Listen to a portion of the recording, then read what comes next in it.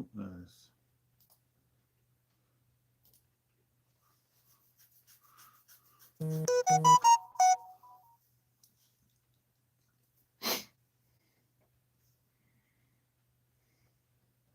Well, I think I'm live.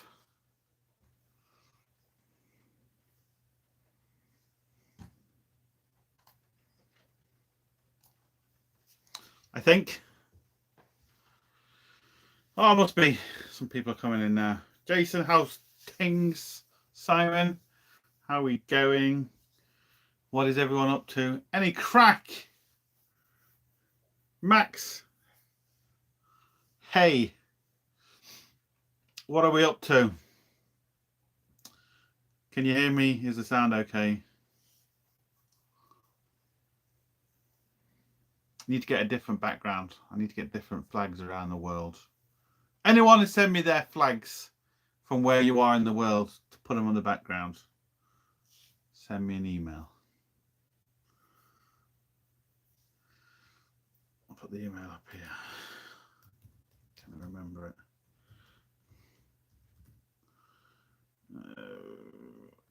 Oh, this keyboard.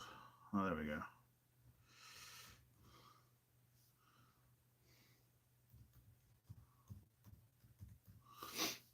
I think that's it.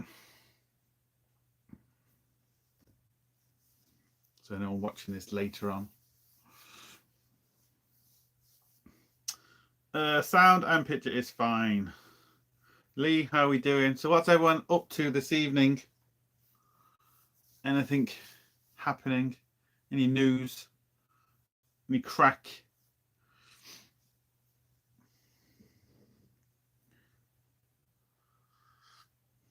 My Lady and the Tramp mug. Look at that.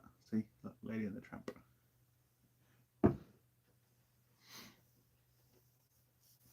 The delay on the chat is really annoying. Thinking of doing more live streams, especially coming towards Christmas. And think I'm going to be doing a lot more. I'll be doing live streams just for my Patreons and doing extra videos for them as well. I think it's only fair. So yeah, a lot more is going to be happening soon. Andy, how's things? I got an air bubble out of a car by running up it just. I got an air bubble out of a car. Oh, hit your foot. I run up on a car ramp. Oh, it's still bloody raining. What is the time where everyone, or should I say, where is everyone watching from? Because it's difficult to know exactly what time to do these live streams, because obviously I have people kind of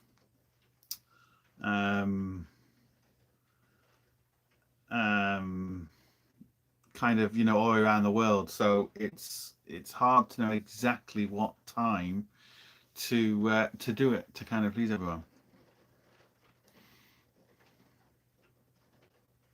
Well, myself and Linda are keeping an eye on you. Christy, how are you now? 4:38. Oh, how are you? See, that's the problem. Obviously, I take it you're still working. Raining in Ireland, that's the norm. Kind of.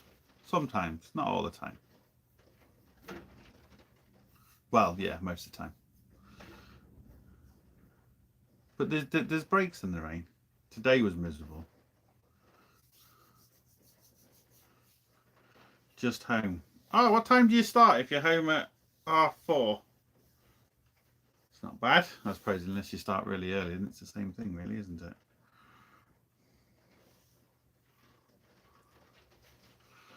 Right, let me see. I don't like the way. If I can do something with this picture. Oh, I can't, because it's on the bloody phone. Oh, you start at 8 and finish at 4. Well, 4:30. It's not bad. That's all right. I didn't really do a lot today. Trying to find bloody wiring diagrams today and can't find them. No one seems to have them. Gone through a few different people I know, gone through a couple of different software, and cannot find a bloody wiring loom for a 2009 Transit BCM. Which is bloody annoying.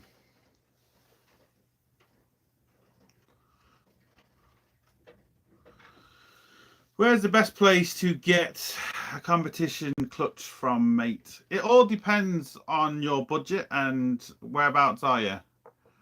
Because you know, there's so many different types. You go in for, because this is the thing now. It's not just as easy as getting a competition clutch.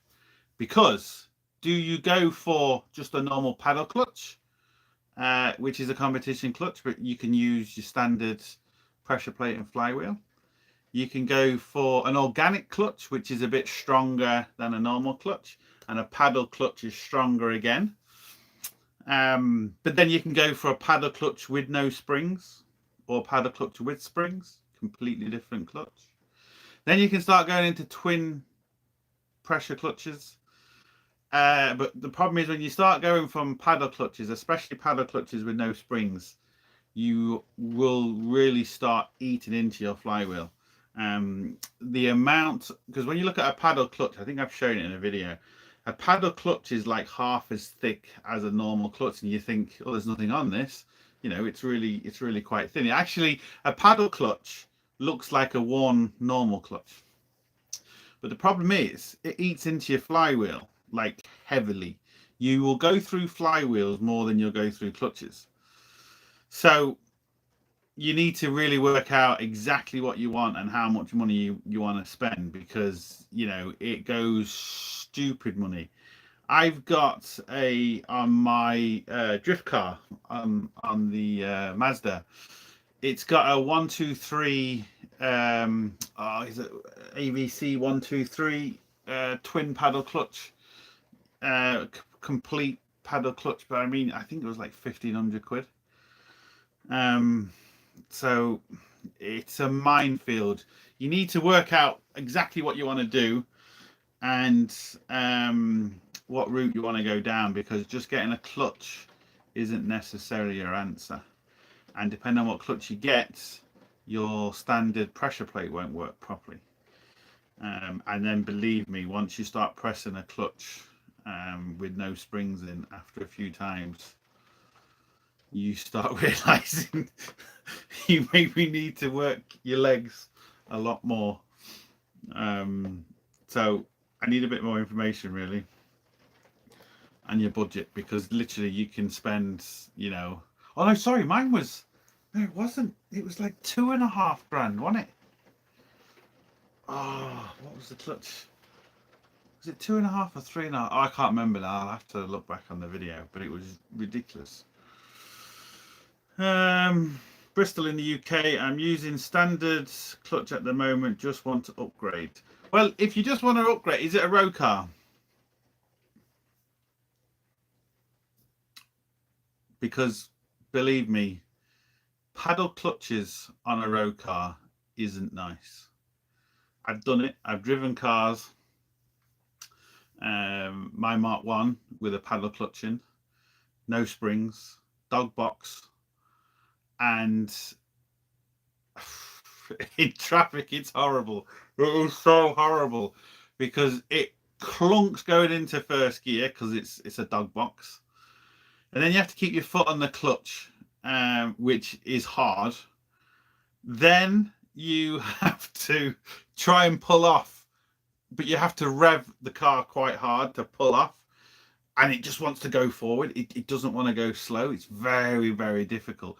When you're out on the main road, yeah, dog box, paddle clutch, no problem at all. One of the nicest gearboxes you'll ever use, especially if you heel and toe, because you can change gear absolutely lovely, and it's sweet. And if you get the heel and toe right, it's just sweet. But through town, in traffic, it's a fucking nightmare. Oh, it's a track car, so that's okay then, because if it's a fast road car, believe me, paddle clutches through town, it's fun.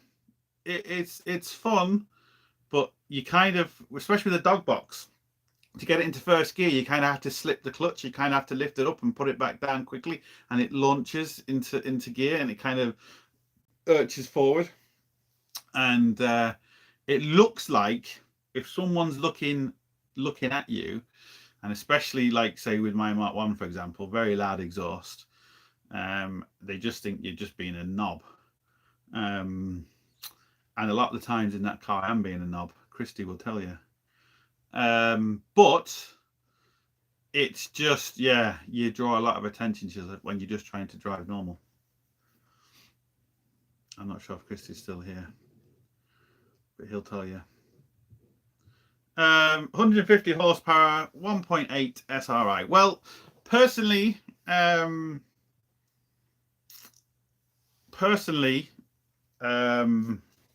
trying to think what's the best way you're going. If you just, is your clutch slipping? Are you having issues with it, or you think you're just losing power with it? Gary, how's things? Yeah, Christy started laughing.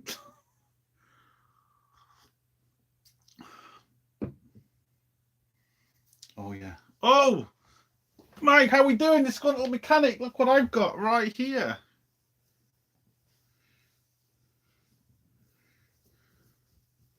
That. Oh yeah. Everyone go and subscribe to Mike. So yeah, are you what am I trying to say now? So yeah, clutches it's like everything. The more you go into clutches, the more you know something about something, the more of a minefield it is. The more choice you have, the more problems you get, because you just think, oh, do I spend 500 quid, but then I can spend 800 quid and get a better clutch, but then if I spend 800 quid I can spend 1,000 and 2,000 and 5,000, and it just never stops. It's done 2 seasons and getting a bit worn out. Well, if it's done 2 seasons and you're happy enough with it, what I would suggest you do is just get an organic clutch, which is an upgraded clutch from the standard clutch. You can still use your standard flywheel, and you can still use your standard pressure plates. It is a bit harder to press slightly, but not bad. No, not so much harder to press. Sorry, it's more as you're letting your foot off the clutch. It's more of a, there's more of a bite there. It's not like paddle clutch, so it's not on and off or anything like that, because paddle clutches are on and off. You've got such a small where you move that clutch just a little bit and bang, it's there. So I would just go for an organic clutch. Cheap and cheerful, and it's better than a standard clutch. And if you always want to go, you can just go paddle clutch later on. Again, paddle clutches are reasonably priced. I'm trying to think, see if I can Google. I don't know if Christy's still here, but you remember the time with the Transit and the Transit and the Toyota. Why am I forgetting the name of the car? Toyota. Oh, I can't think. Hold on, let me find it. Let's Google this clutch first. Evening from Germany, Mercedes and more. How's things? Celica, that's it. Oh, that was a funny night. I won't go into. I suppose I could go into the story, but I won't say it all. But I was DJing in a nightclub once, going back a good few years ago. Oh, is it 2005? Fucking hell. Oh no, that was the Celica. It wasn't 2005. We did it. And my Cosworth Transit, and it was the 190 brake Celica, if I remember. It wasn't the 160 brake one or the 130 brake. It was the 190 brake. I think he said he had a few bits done to it. But let's put it this way: he got fucking embarrassed by a Transit. And of course, because I was DJing in the nightclub as well, I made sure everybody in the nightclub knew about it. So I literally, and then Christy, I'm sure you can correct me if I'm wrong on this, but I'm sure there was at least maybe twice or 3 times that I literally turned the music off and said it. I definitely said it in the microphone, but I'm sure there's at least one time, maybe twice, where I actually turned the music off and told everyone. I think, I can't remember, but I know I definitely said it in the microphone. See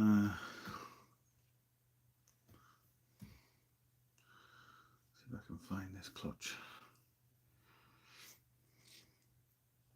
Oh yes, Mike. You'll have to message me again because I actually have one for you.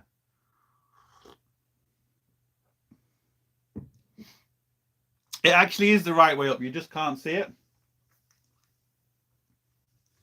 But yeah, people don't realize the Union Jack flag actually has there's a upside down way, so there is a correct way of actually doing it. And does anyone know what the correct way is? It's very easy once you know. I won't say it. See if anyone in the comments.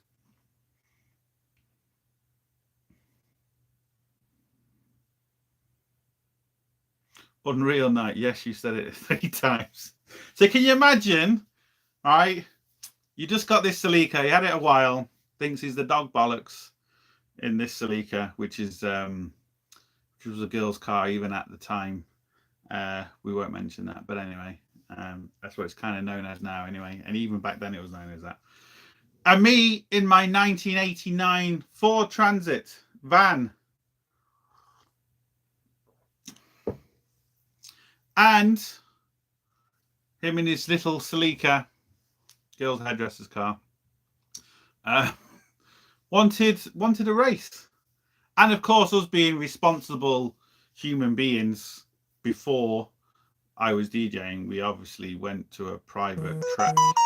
We didn't just race on the roads like irresponsible people. You know, because we don't do that sort of stuff, because that's illegal. He never lived it down since. Fucking hilarious.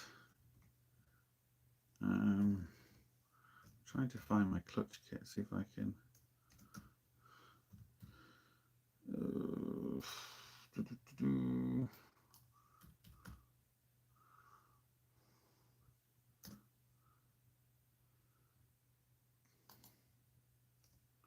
Was it ABC?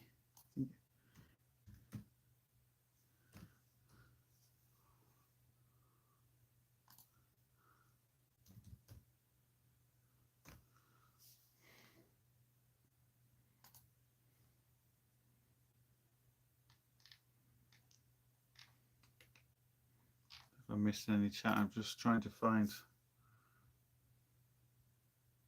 Hey, my Volt is a girl's car too, but I love it.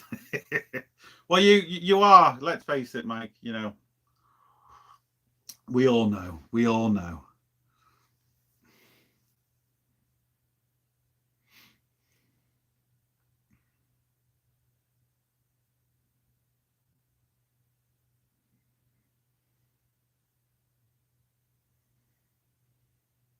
Also, my pet hate when it is. Yeah, people don't actually realize, and I think there was a famous, wasn't there a famous story that somewhere in the UK, like the Houses of Parliament or something like, you know, important like that, had the flag upside down, which is just fucking hilarious.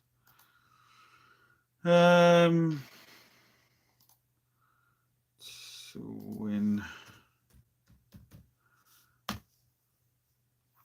Oh, I can't find it.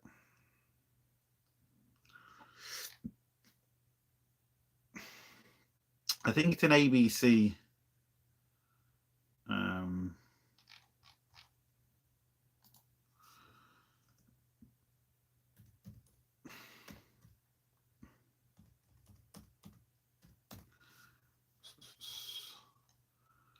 ABC twin pedal clutch. I think that's the one I've got. I can't fucking remember.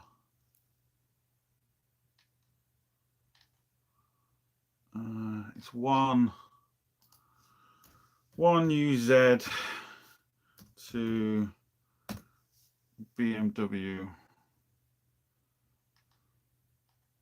conversion. I think this is it. I don't know if I can get a picture. It's a full conversion kit anyway. The one on my motor, but can't find it properly. Can't find it.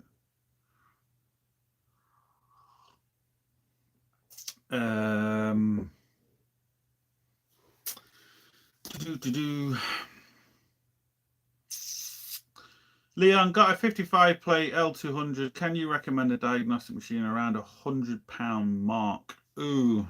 Are you just, for 100 quid, you're kind of pushing it.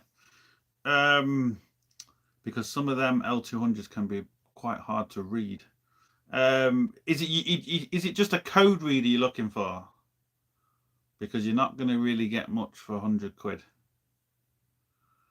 As regards, like you might get a kind of a code reader, but you're not going to really get a lot of, a lot of data PIDs. You're not going to get a lot of reset capabilities and stuff like that. You certainly won't get any bidirectional controls for that.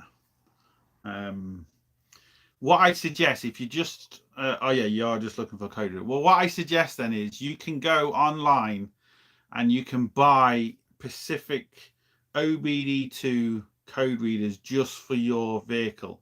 They're normally quite small, so they're normally like that size. They're obviously wired, they're not wireless, but they're just normally designed for one specific vehicle, and they can be like 20-30 quid. They're really cheap, even a lot cheaper than 100 quid, but it'll only do like one specific vehicle, and you have to make sure you get the right year range, because they won't like do all the L200s. They'll just, you might get one from, I don't know, say 2005 to 2010 or whatever, and then from 2010 to 2015, whatever, whenever they have changed the engine. So I would do that. Go on eBay. That'd be your best bet. Because that's cheap. Mike, thank you very much. I thought it was a screaming cat, but it's a cat with a love heart. It looked like a screaming cat at first. How long is a piece of string, but long do wideband sensors generally last? Again, look, it's impossible to say, because it all depends on everything. It depends on, do you service it regularly?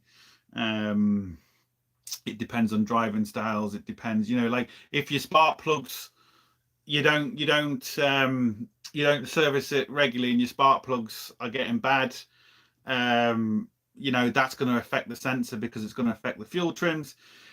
If you've left, something to go down, like a coil pack, for a long time, or it's missing slightly, and a load of fuel gets dumped into it because it's it's running lean, or running lean or running rich, that's going to cause it. It's impossible to say, unfortunately.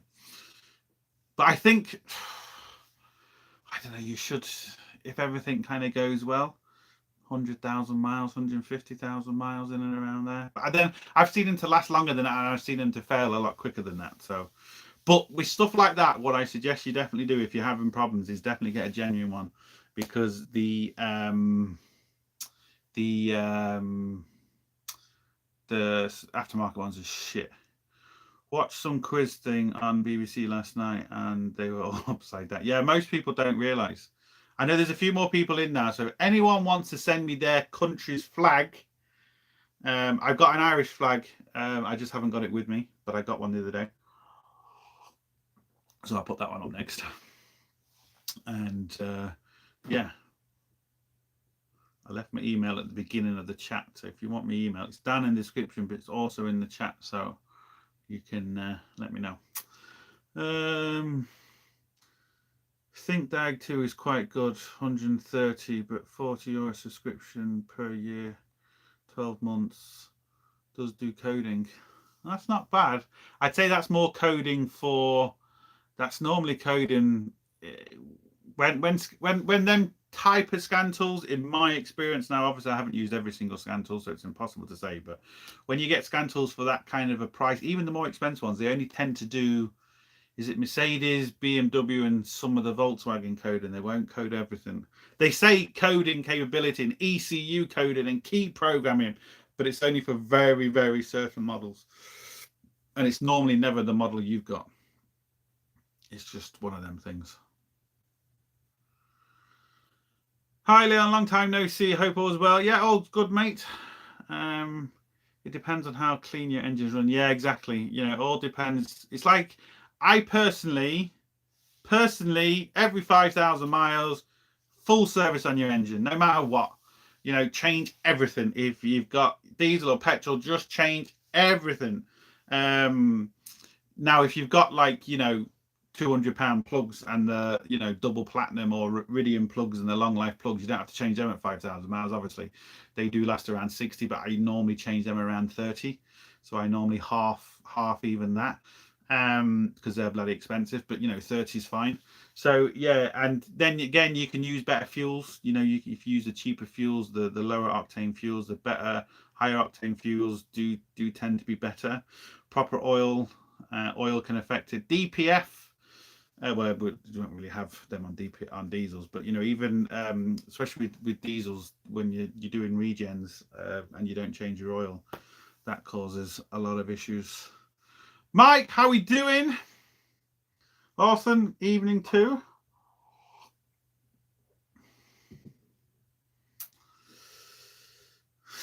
That's learn how to test their limits. I'm not sure what that is. What have I missed? All sensors and solenoids OEM, if possible. Yeah, definitely. Definitely. Because they're just so much better. But I filmed it, but I haven't released it yet. But I was doing a 2005 Renault Megane the other day, automatic. So once an ABS sensor goes automatic, there's normally a master ABS sensor on an automatic car, and if that one goes, it will completely, you know, the car won't know what to do and it won't change gear. But normally, even when one goes, it stumbles, doesn't really know what it's doing. This one was stumbling and kind of farting and all sorts of stuff. So the rang up the main dealer, couldn't get a genuine, don't make them anymore. All the dealers in Ireland couldn't get them. Because that's the good thing about a main dealer is when you go into them, they can check the other main dealers around to see if they've got them in stock and they can get them sent to you and all that sort of stuff. But Renault don't make sensors for that car anymore. So I had to go for aftermarket. Again, I sort of went on eBay, saw loads of brand new genuine ones in the UK. And I'm sure if you go to the Renault dealer in the UK, they're going to have some old stock there and stuff. But couldn't get any in Ireland, have to go aftermarket. Had no choice. The customer needed a car back. I could get the sensor the next day. If I was to get it from England, you're waiting nearly 2 weeks now to get something from England. It's a nightmare. And she couldn't be without a car for 2 weeks, so we had to go for an aftermarket one. I wasn't happy. Car's still working, but you know, sometimes it is what it is. Seeing the thumbnail was like, oh my god, got merch. Yeah, the link's down in the description for that. You'll see it in the last few videos.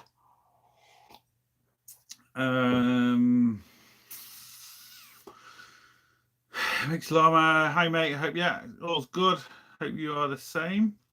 Scan tools are limited by many determined factors. They are, yeah, that is a fact. I mean, you know, even a £10,000 scan tool isn't going to do everything.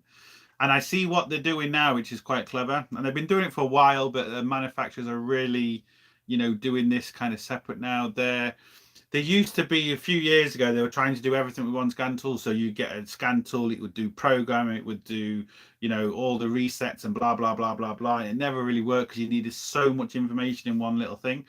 And, you know, they were 10, 15, 20,000. So what they're doing now is they from what I can see anyway, they're kind of separating it.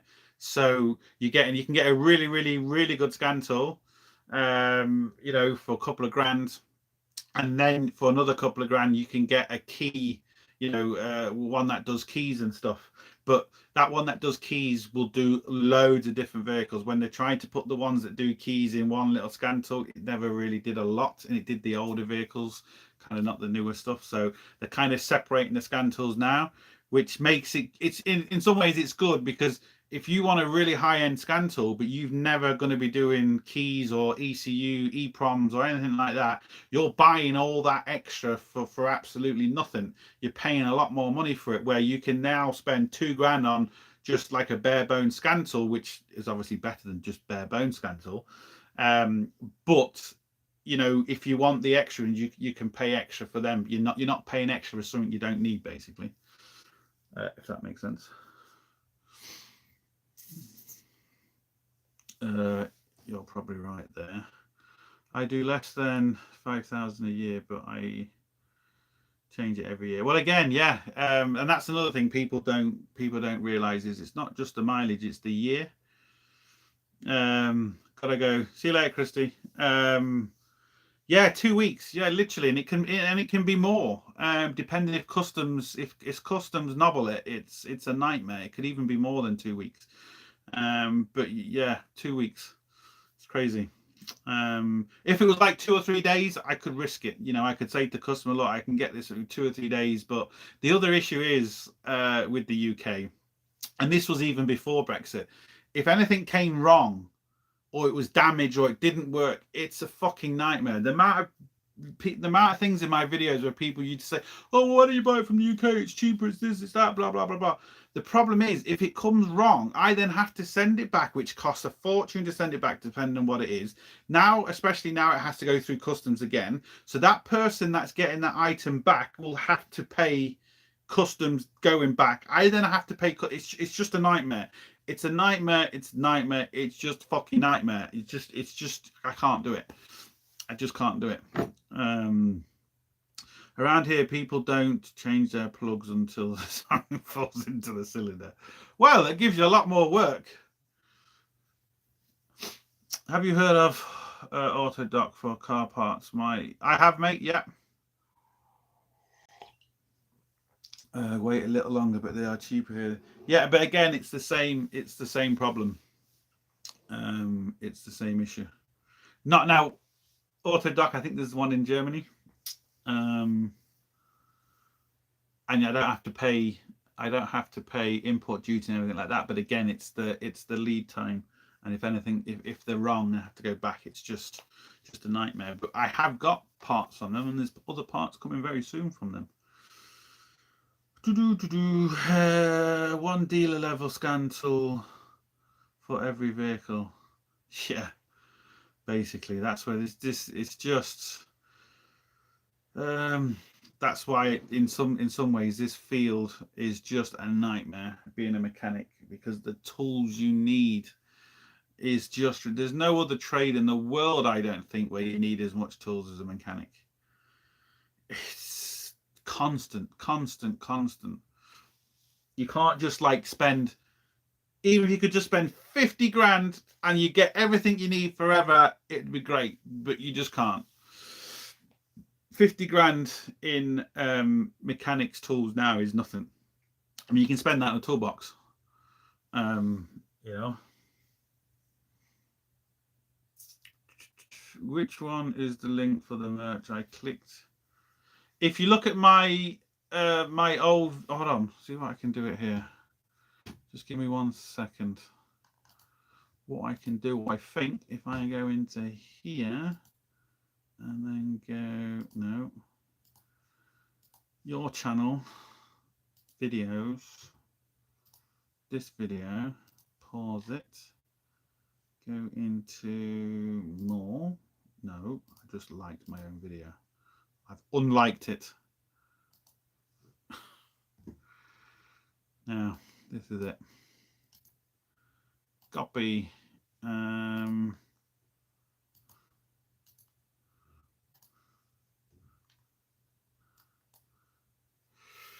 Oh, didn't go in.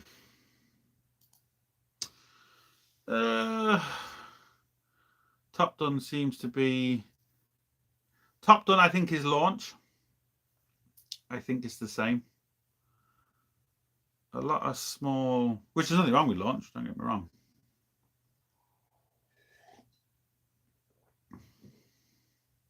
A lot of small time mechanics are packing up because the scan tools, yeah, but even just the normal tools are expensive as well, because there's a new tool come out for a new car, and just yeah, nightmare. Sorry, Leon, I must be lagging behind. Johnny, how's things?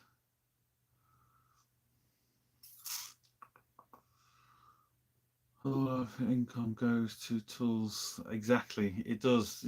Half your income does go to tools, but it's constant. It's not just like I was working out the other day. Just in ratchets alone. Now, don't get me wrong. We're talking like well over 20 years of collecting ratchets, but I was working it out roughly. Just in ratchets alone, put down in. I'll tell you, but put down in the chat how much money you think I've spent just on ratchets. Just on ratchets. Now, fair enough, I do have a lot of them, maybe a bit overkill. But how much do you think?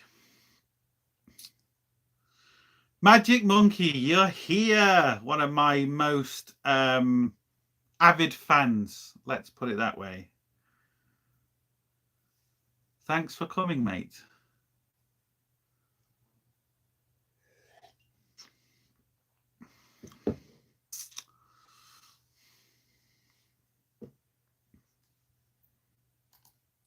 We will show your comment.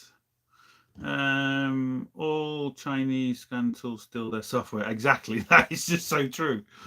Thanks for the link. No problem. They all work most of the time. Top tip, guys. Gear wrench. I have gear wrench ratchets. I have to say, there's nothing wrong with gear wrench ratchets. 100%.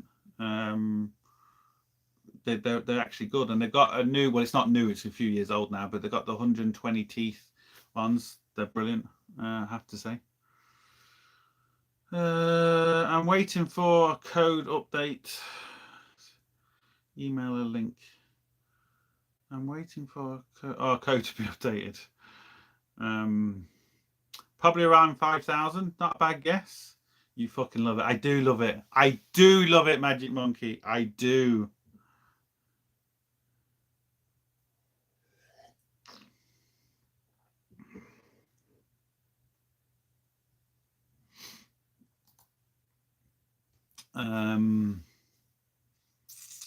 Evening. How are we doing, mate? If you like me about $20,000, yeah, it's crazy. Yeah, I know it's crazy, isn't it? It's crazy. I'll tell you in a minute. 1,500. I wish it was only 1,500. I wish it was only 1,500. All good here, mate. To get the body repairs. Oh, I've got a lot more videos coming up soon, Johnny, where I'm actually making panels. So I actually have a video coming up very soon. My Patreons have already seen it, where I'm making a sill or a rocker. If you're in America, I never got that. How we call it a sill because it's a sill, goes underneath something. That's a sill, like a window sill goes underneath the window. And Americans, you call it rockers, a rocker panel. I never got that. How is it a rocker panel? I don't know. I know there's Mike. Explain. Why is it a rocker panel? And don't just tell me why it's a rocker panel. I can give you a reason why we call it a sill, because a sill is normally under something. So you got a window here and it's under the windowsill. And so you got a door and the sill's underneath the door. So give me a reason why you call it a rocker. Be interested. Update subscriptions, yeah, update. It's never ending. Training's never ending. Updates never ending. It's never ending. Again, best bang for the buck. Yeah, gear wrench tools, gear wrenches are good. I must admit. I have all different ratchets. I have some Draper ratchets. I have Draper Expert. I've obviously Snap-on, gear wrench, Facom, Trident. What else? I can't even think of. Basically everyone you can think of.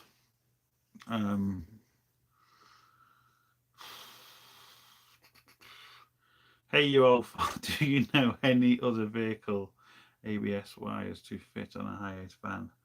Thanks. What do you mean? Like any other ABS sensors that will fit, like from another vehicle, is it? What year? High-ace. General sockets, etc. US Pro or I've got Franklin stuff. Yeah, Franklin stuff's good. I've got US Pro stuff, but not in ratchets. in sockets and stuff. Dodgy snap-on. Yeah, it's not called snap-on. It should be called strap-on, because they just want to fuck you, like, you know. Just 0 cents in 0 chance to not lose tools. Yeah, that's another thing.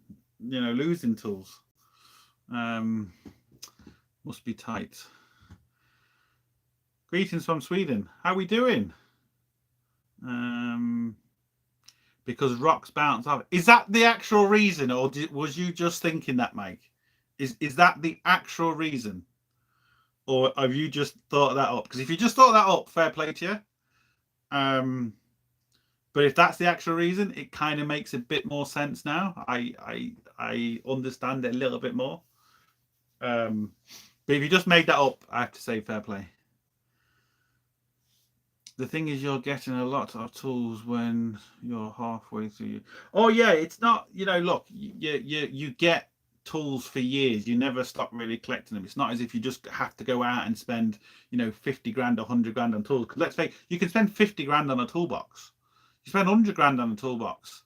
You know, you get a lot of toolbox for it, but you can do it. So, you know, you do buy it over, you know, over the time. But even still, if you think about it, you are spending a lot of money. Sills make more sense. See, I think sills do make a lot more sense, and that's coming from American as well. So there we go. I think you're in America. I could be wrong, but I think you are. The thing is, you get. Oh yeah, I've done that. Every point ratio speaks course of there. In balance, batteries, tools. Well, Milwaukee. Yeah, I don't really have any Milwaukee stuff, but I've seen that they do a lot of stuff. Sometimes it's cheaper to buy a new tool with 2 or 3 years. Oh, definitely. As regards scan tools, you can buy. There's a lot of good scan tools out there for around 600 quid, 600 euros, 600 sterling, and even $600. And you can get 3 or 4 years update, or 3 years updates anyway. You can even buy scan tools for like $300 with lifetimes updates. They don't have any bi-directional controls or anything like that, but you can. But if you was to buy a scan tool for say 600, there's no point you updating that scan tool, because the scan tool for around 600, in my experience, is normally anywhere from 1 to 3 years updates for free. If you get around 2 or 3 years, you just go out and buy the latest model. There's no, you know, because it's another 600 quid. There's no point spending 600 quid updating your old one, where you can get a new one with more memory, faster, and, you know, all the everything about it. So you normally are better, unfortunately. I know it sounds crazy, but like not throwing your old one away, because what you could do is you can sell your old one. Even if you get 150 quid for it, you can take that off the price of the new one. You know, it doesn't seem as bad. But definitely you're best off doing that 100%. You're not best off updating your scan tool, unless it's like, you know, the 5 to 10, 15,000 pound scan tools. That's different. But if it's cheaper scan tools, you're just off waiting for the few years to go off. And then see, the other thing is, even with scan tools, you buy a brand new scan tool now, and let's say it's got 2 years updates for free. Well, you're like me, you're not going to be getting brand spanking new cars. So it's not as if you need the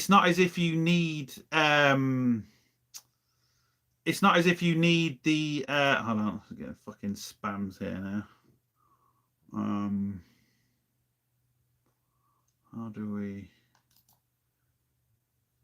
It's not as if you need, you know, the brand, because you're not working on brand new cars. So you can that's brand new scan tool can last you 5 or 6 years, because by the time the new cars come through, that scan tool is going to be old, but then you can just go and buy another one, or, you know, the newer version of it, rather than updating it.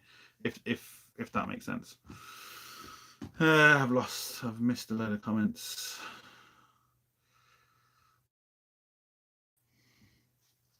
Putting more, hold on. I love finding tools in people's vehicles.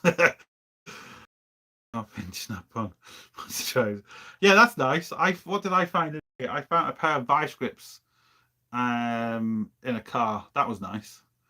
I haven't found anything really expensive though, and it was from another mechanic because it was hanging inside the engine. It's a different reason, but that's one of them. What's the other reason, Mike? High Ace. Geez, I don't know if there's another. I mean, I'm sure if you start going on the forums, there's going to be a sensor that fits, but off the top of my head, I wouldn't know. Is it a 2Y sensor or a 3Y sensor? Is it a Hall effect sensor? Because that will give you a good idea where to go first. I got shit tons of cheap tools I use for, let's say, misuse and Halford's professional advanced for normal. Yeah, that's another good thing. You don't need to actually buy, really, really expensive tools because, I've got some, and I got grief for this in one of my videos. I've got some spanners that were like 40 quid bloody 10 years ago. The Rolson spanners. And I have smashed them with hammers. I've put lever bars on them. I've done everything. Never broke one. Absolutely perfect. And they're still going strong now. I still use them on a daily basis. So, and it's the sort of thing where if you do break it, you don't really give a shit. Because let's face it, there is also times you need to break tools. So what I mean is you've got a spanner and you just can't quite get into place. You'll cut it in half or you'll bend it so you can get into place, and you'll leave that spanner to the side because you know that that's going to work on the next vehicle. Or if you snap one end of the spanner off, you never throw it away because you know you can bend that up or weld it for another job and it'll come in useful for another job. You're not going to do that, with bloody, 10 million pound snap-on ones because they're too bloody expensive. Enjoying the crash repair series on the Renault. How are you going to fix it? See them videos, believe it or not, Andrew, them videos were filmed well over a year ago. They've been on the Patreon site for well over a year. Anytime I release a video, normally it's about a year old. So if I film a video today, it's going to be about a year before it's on YouTube. Because I've got, I don't know. I think at the minute I've got about 60, maybe 70 videos that I haven't released yet on YouTube. They're ready to go up. So that video was done well over a year ago. So when some people say to me, it's quite funny. Some people say, "Oh, that's not going to last. You should have done this. You did that wrong. You did that wrong." That video that they've just seen is about a year old. I did one video before, and someone said, "Oh, that's never going to last. Can't believe you did that." And it's like, well, it's a year old. The car's still going now. So my videos are old as you see them, if that makes sense. If you buy Snap-on Diagnostic key, you can use approximately 3 holes and should on most parts for 3 or 10 years. Yeah, again, like I said, you don't need just because you buy a new scan tool, you're not going to be working on brand new cars because they're all under warranty, so you don't see the brand new cars. Evening, mate. DB, hot girl. Yeah, that's the ones that some hot girl picture spamming. That's what Mike's referring to. That's why I put them on a timeout, because it's just fucking spam shite. I don't put people on a timeout. I don't block people. I don't do anything. And case in point, Magic Monkey will prove that. I haven't blocked him. I haven't done anything. And yet you look at the comments he leaves on the videos. I love it. I don't mind trolls. I love answering them. I just love it. It doesn't bother me. It bothers some people, but it doesn't bother me. I don't block anyone. Anyone can say anything. Doesn't bother me. I changed my fuel filter on my Insignia and saw the filter was collapsed. Filter was collapsed. Why is that? How do you mean collapsed? As it like, was it a paper filter? I'm still trying to figure out what's up with my Zerka Z Pro. You can buy them anymore and they come and go as refresh its platform and it does all sorts of bi-directional, but I've never heard of it, mate. Do until so I don't know. Two. I don't know what two is referring to. I've never heard of it, mate, so I don't know. I keep missing some of the comments. Oh, Magic Monkey Magic, why did you retract your comment? I didn't see what it said. Why do some buy snap-on tools? Surely they're way overpriced. Look, it's the thing with snap-on tools. It all depends, where you are in the world and what you're actually doing. Because yes, they are ridiculously priced. Don't get me wrong. But when the tool truck comes around you need a tool, because there's a lot of times you need a tool that particular day. And if the snap-on tool truck happens to come around and you need that tool, you're going to get it. And the good thing about snap-on is, which I will say is good, but you fucking pay for this, and if you've got a good relationship with your snap-on rep, they'll replace basically anything for you, especially hand tool related. So that's handy for certain people as well. So look, it all depends on your situation. There is times where I've had the tool truck just happened to come around and I needed a tool and he was there, or I broke one of my tools and he was there. So I normally buy tools with lifetime's guarantee on them, and it's not just Snap-on that do that. So if anything does break, you pay over the odds for anything, but you can get it back for free. So the things like the Halford's advanced stuff, there's nothing wrong with Halford's advanced stuff. It's a lifetime's guarantee. You can't go wrong. Absolutely fantastic. And it hardly compared to a Snap-on set, it costs fuck all. But the problem with the Halford advanced set is the ratchets aren't very good. So if you can only afford a Snap-on Halford advanced, what I would suggest is you go and buy a decent ratchet, not maybe a Snap-on one, a FAC-on one, I can't think of the name now. Why is it gone? Oh, Monkey Magic said it. I can't think of the name. It's just completely gone out of my head. And you can even buy second-hand tools. You can even buy second-hand tools, which, a gear wrench, that's what I was looking for. Brick tool, yeah, nothing wrong with brick tool. Draper, nothing wrong with Draper. Especially the Draper, there's the Draper, Draper Advance, is it?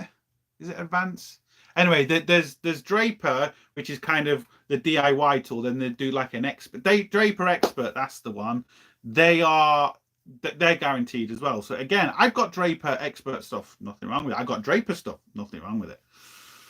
I like the Beco ratchet sets, seem good quality. I think isn't Snap-on, doesn't Snap-on own them? Bought them out, I could be wrong. Yeah, the cheap shit tools on most part hugely improved the last 10 years or so. The cheap traveling types sent out the back of a van. Yeah, I know what you mean. All great fun will continue, of course. Oh, I hope you do, mate. I really do, because I do. I really do. Yeah, paper filter, pal. How do you mean collapsed? Do you mean like disintegrated? Do you use Red X? I do. I like Red X. I do like Red X, but I don't use it how they tell me to use it. When I use Red X, what I do is I use the whole bottle, the half a liter bottle to half a liter or half a tank. I know they say, you can, like, that half a liter bottle does 3 million liters. No, bullshit. What I personally do is half a tank of fuel, pull the full half a liter of Red X in, run that through the engine. It's a lot more potent. It rips everything out, and I've never ever had an issue with it. But it says you can use like 100 mil to a full tank, but I just don't. It just don't. The only real advantage of Snap-on and nothing else is regular clockwork. But again, it depends where it depends what what tool truck, because we get the Snap-on, we get the other guy comes around with Brit Tool, with Facom, with Signet, with all sorts of stuff. So you can kind of pick and choose. And many times Snap-on have specialist tools that know that. Yeah, see, that's another thing. When it comes to specialist tools, if you need one and the tool truck happens to come around, you're going to buy it basically no matter what the price. And that's just, look, it is what it is. It just is what it is. I'm 57 now, and mum and dad brought me 4-inch socket for my 18th birthday. Still had it from Halfords. Exactly, yeah. Like I said, the only issue with the Halford stuff is the ratchets. The ratchets are shit, and the shit not because they break or anything like that. It's because the teeth count isn't great. You want to buy a ratchet, the higher teeth count, the better, because if you've got a short space where the ratchet's going in, that little bit of movement, you can get you can get movement on the bolt.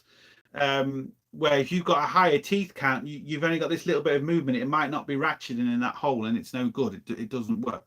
So the higher tooth count, the better. That's why gear wrench do 120 teeth, and it's not. I think it's kind of a little bit kind of bullshit wanky marky material, but they've kind of, the way they've done it is I can't remember exactly, but there's kind of like 2 rings in it. It's not really 120, but I mean it kind of is, but kind of isn't. But it works. Evening, folks. Can anyone recommend a good large torque set, not Sealy? What's wrong with Sealy? I've got a lot of Sealy stuff. The thing with the torque wrenches, though, oh sorry, the not the torque wrench, but the torque sets, is they all break. Even the really, I've got Sealy stuff, I've got Snap-on stuff, I've got Signet stuff, I've got basically and I've used every brand you can imagine, and they all break. They all break because you always get that one bolt that's just fucking so tough. And look, the Sealy torque sets, to be fair, they're one of the best because they're cheap and they do work. So unfortunately, I would have said, if you didn't say Sealy, I would have said Sealy.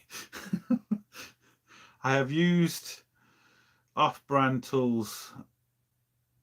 Yeah, this is what I'm saying. Look, it all depends on what you want. Some people are tool snobs. Some people aren't. I'm not. I like expensive tools. I like shiny tools. That's why I've got too fucking many of them, and I spend too much money on them. But I don't just buy one particular brand. I've got basically every brand you can think of. I've got really, really cheap tools that still have worked, and I've got really expensive tools that still work, and they all have their own different place in the toolbox. Because if you want to smash something with a hammer, you don't really give a shit about a 40 quid set of spanners, but you kind of give a shit about your £2,000 set of spanners. So yeah. Draper experts. I hope that I didn't miss anything. I had to put my chicken thing on. Expert Beckel and Facom are great tools, very limited range, or at least hard to find. Well, the Facom stuff, I have a Facom guy that comes around to me, so I don't find it too hard to get Facom stuff. And my impact gun is Facom, and at the time, I don't know what the new Milwaukee one, but at the time it was the most powerfulest gun you could get. It was more powerful than the Milwaukee one. I don't know if Milwaukee have made a more powerful one, but if they have, I'm sure Facom have matched it or gone higher. But to be honest, the guns are getting too powerful now anyway. You have to be seriously careful because they're getting too powerful and they're breaking everything. How's your Cosworth going? Which Cosworth, James? Which one are you referring to? It was literally just a general service on my Insignia, and the fuel filter was collapsed. Just wondering, collapsed it was. I don't know, unless someone could have damaged putting it in. Someone could have been doing something trying to take it out, and done damage. It could have been someone could have put. It could be dodgy fuel gone through it, or there's just loads of reasons. There's too many reasons to know 100%, and it could just be really, really old. Now you most way know how old it is, but you know, there's so many reasons it could be. SK's tools are made in the same factory as Snap-on. I got some SK tools as well. Quarter of a tank at the most. This is the way with most additives. What's a good oil flush? Oh, don't use oil flush. Don't fucking use it. Don't. Just don't. I've never used it. It's so dangerous. Now, if you know your engine and you know your engine is clean and you've serviced your engine from brand new every 5,000 miles, you might get away with engine flush. Might. But if you just bought a car and you look down it and you see all the little black shitty things in there and you think it looks a bit sludgy, oh, I'll put some oil flush down there. You might not have an engine in a couple of days. If you need your engine flushed, there's only really two ways of doing it. One is not going to be feasible because one is completely strip it down and rebuild it. And another one is get some really good quality oil for your engine that's got some good cleaner in it, because you can get, you know, different types of oil, and change it every few thousand miles, because what it'll do is the new oil will just slowly wash the bits of shit down nice and slowly, not too much so it clogs up stuff, and change it, you know, every three odd thousand miles. I know that sounds a bit crazy, but new oil and filter. And you know, after a few years your engine's going to be getting cleaner. But you can put some cleaner down there. There's loads of cleaner on the market, and I'm not saying they don't work, because they do work in the sense they bring all the shit and they put it all down to the bottom, but then it blocks everything up and goodbye engine. Don't use it. Just don't use it. I'm so far behind these comments now. Yes, I brought good ratchets. I do the same, Redx, always overdose it. Project Farm does a great video on comparing ratchets. I use gearless ratchets. Yeah, gearless ratchets are good, yeah. Have you seen female spline socket for turning the crank on a caddy? I think that's... Oh, I've got one. What is it? Is it an M18? Oh, that's the wheel bearing, M18. You can get them. I have them. I can't think what they are off the top of my head, but yeah, you can get them. Even a lot of motor factors now. A lot of the motor factors that I'm going to have a big tool range now, and it's great. You can get them from. Sometimes you have to use a hammer, oversized torques. Yeah, exactly. And what works good when you or someone else has rounded a torque is to get a spline and smash a spline inside the torque. Or if you're in America, they call it triple squares, where we call them splines.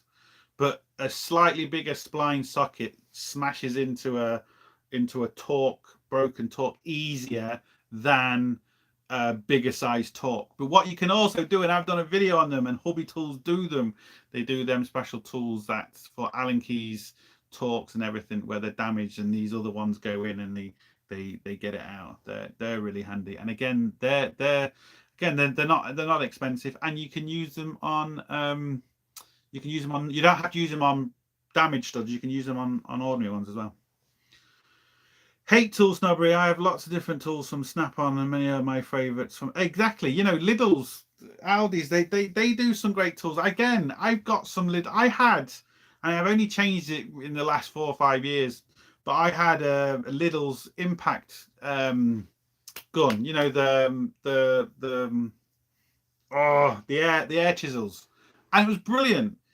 And it was cheap, and it's still going. It's there's nothing wrong with it. The only thing is it's just not very powerful. But believe me, it worked for everything. I gave that dog's abuse and still going strong. But like everything, I just happened a laser one come up and it was on offer. And that's another thing. A lot of tools I'll buy on offer from all the different tool trucks. You get a tool that's on offer, or you get a tool. I remember buying some Snap-on stuff and getting some free socket sets and everything, which was just unbelievable. The socket set was more than the ratchet, but they're just selling them off. So, you know, you can get a load of great deals like that as well. Again, second-hand tools. But yeah, I have lots of different tools. The Sierra's good, yeah. Sierra's good. Just put some cheap oil in, a couple of 100 miles, and change it. You have to be careful with cheap oil, because cheap oil is shit, and depending on your car, you can do a lot of damage. Cheap oil tends to be a lot thinner, and if you've got a diesel car and it's doing regens, it waters. Even proper oil gets watered down. I would be careful even with cheap oil. I know you're only saying a few 100 miles, but just be careful. How do I stop blow by on a diesel engine? Again, if you're not, look, this is wear and tear on an engine. Yeah, rebuild it. It's wear and tear on an engine. You got to remember, every engine wears. Even if your engine is perfect, if it's done 100,000 miles, it's worn. Even if it's running perfect still, you know, you've lost horsepower in that engine. You've also lost gaps, you know. And again, what I say to people, especially with an older engine, especially if you've done over 100,000 miles, is put thicker oil in. Now, you have to be careful. You can put thicker oil in, but you still have to make sure it's the same spec oil. So don't just put thicker oil in and think you're going to be okay. Get the same spec oil, the right oil for your car, but just slightly thicker. That will make the gaps a little bit better, because again, people think that oil pressure comes from the oil pump. It actually doesn't. A little bit does, but oil pressure comes from tolerances. And if your tolerances are slightly bigger because your engine's worn at 100,000 miles, it just will be. That's why racing engines don't last forever. Yeah, I know they're completely different engines, but they have to be rebuilt, you know, every second day basically. Look at drag engines on the top fuel dragsters. They have to be built after every run. Now, again, I know that's completely different to a normal road car, but what I'm trying to say is even the most expensive engines in the world don't last forever. So just as long as it's been looked after, slightly thicker oil. There is oil additives you can get which help, but if you've got a lot of blow by, it's a done thing. There's not a lot you can really do, and it all comes down to just it needs to be looked after. Have you ever over tightened a bolt with your gun? Yeah. Lots of times, especially when I first got it. But you'll see what I always do, even if I don't show it on my videos, but I think I know I always normally do, maybe on a few videos I haven't, is I will screw everything up with the gun, but I'll always check it by hand. Most guns have, you know, a couple of different settings on them, so if I'm doing up wheel studs, I'll put it on the lowest setting and then do it by hand afterwards. On wishbone bolts and everything, I do them all by hand afterwards. When I first got it, yeah, I was 100% guilty of that. I think everyone's guilty of that. They mostly won't admit it on videos, but they are guilty of it. And I've even been guilty of putting a bolt in and it's gone cross-set, and you think, you know what, fuck this, and you just go for it. And you know you can get it in, but the poor fucker that coming after you is going to have trouble.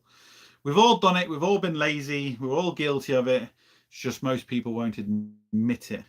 But I leave all my mistakes in the videos, as Magic Monkey will most probably point out.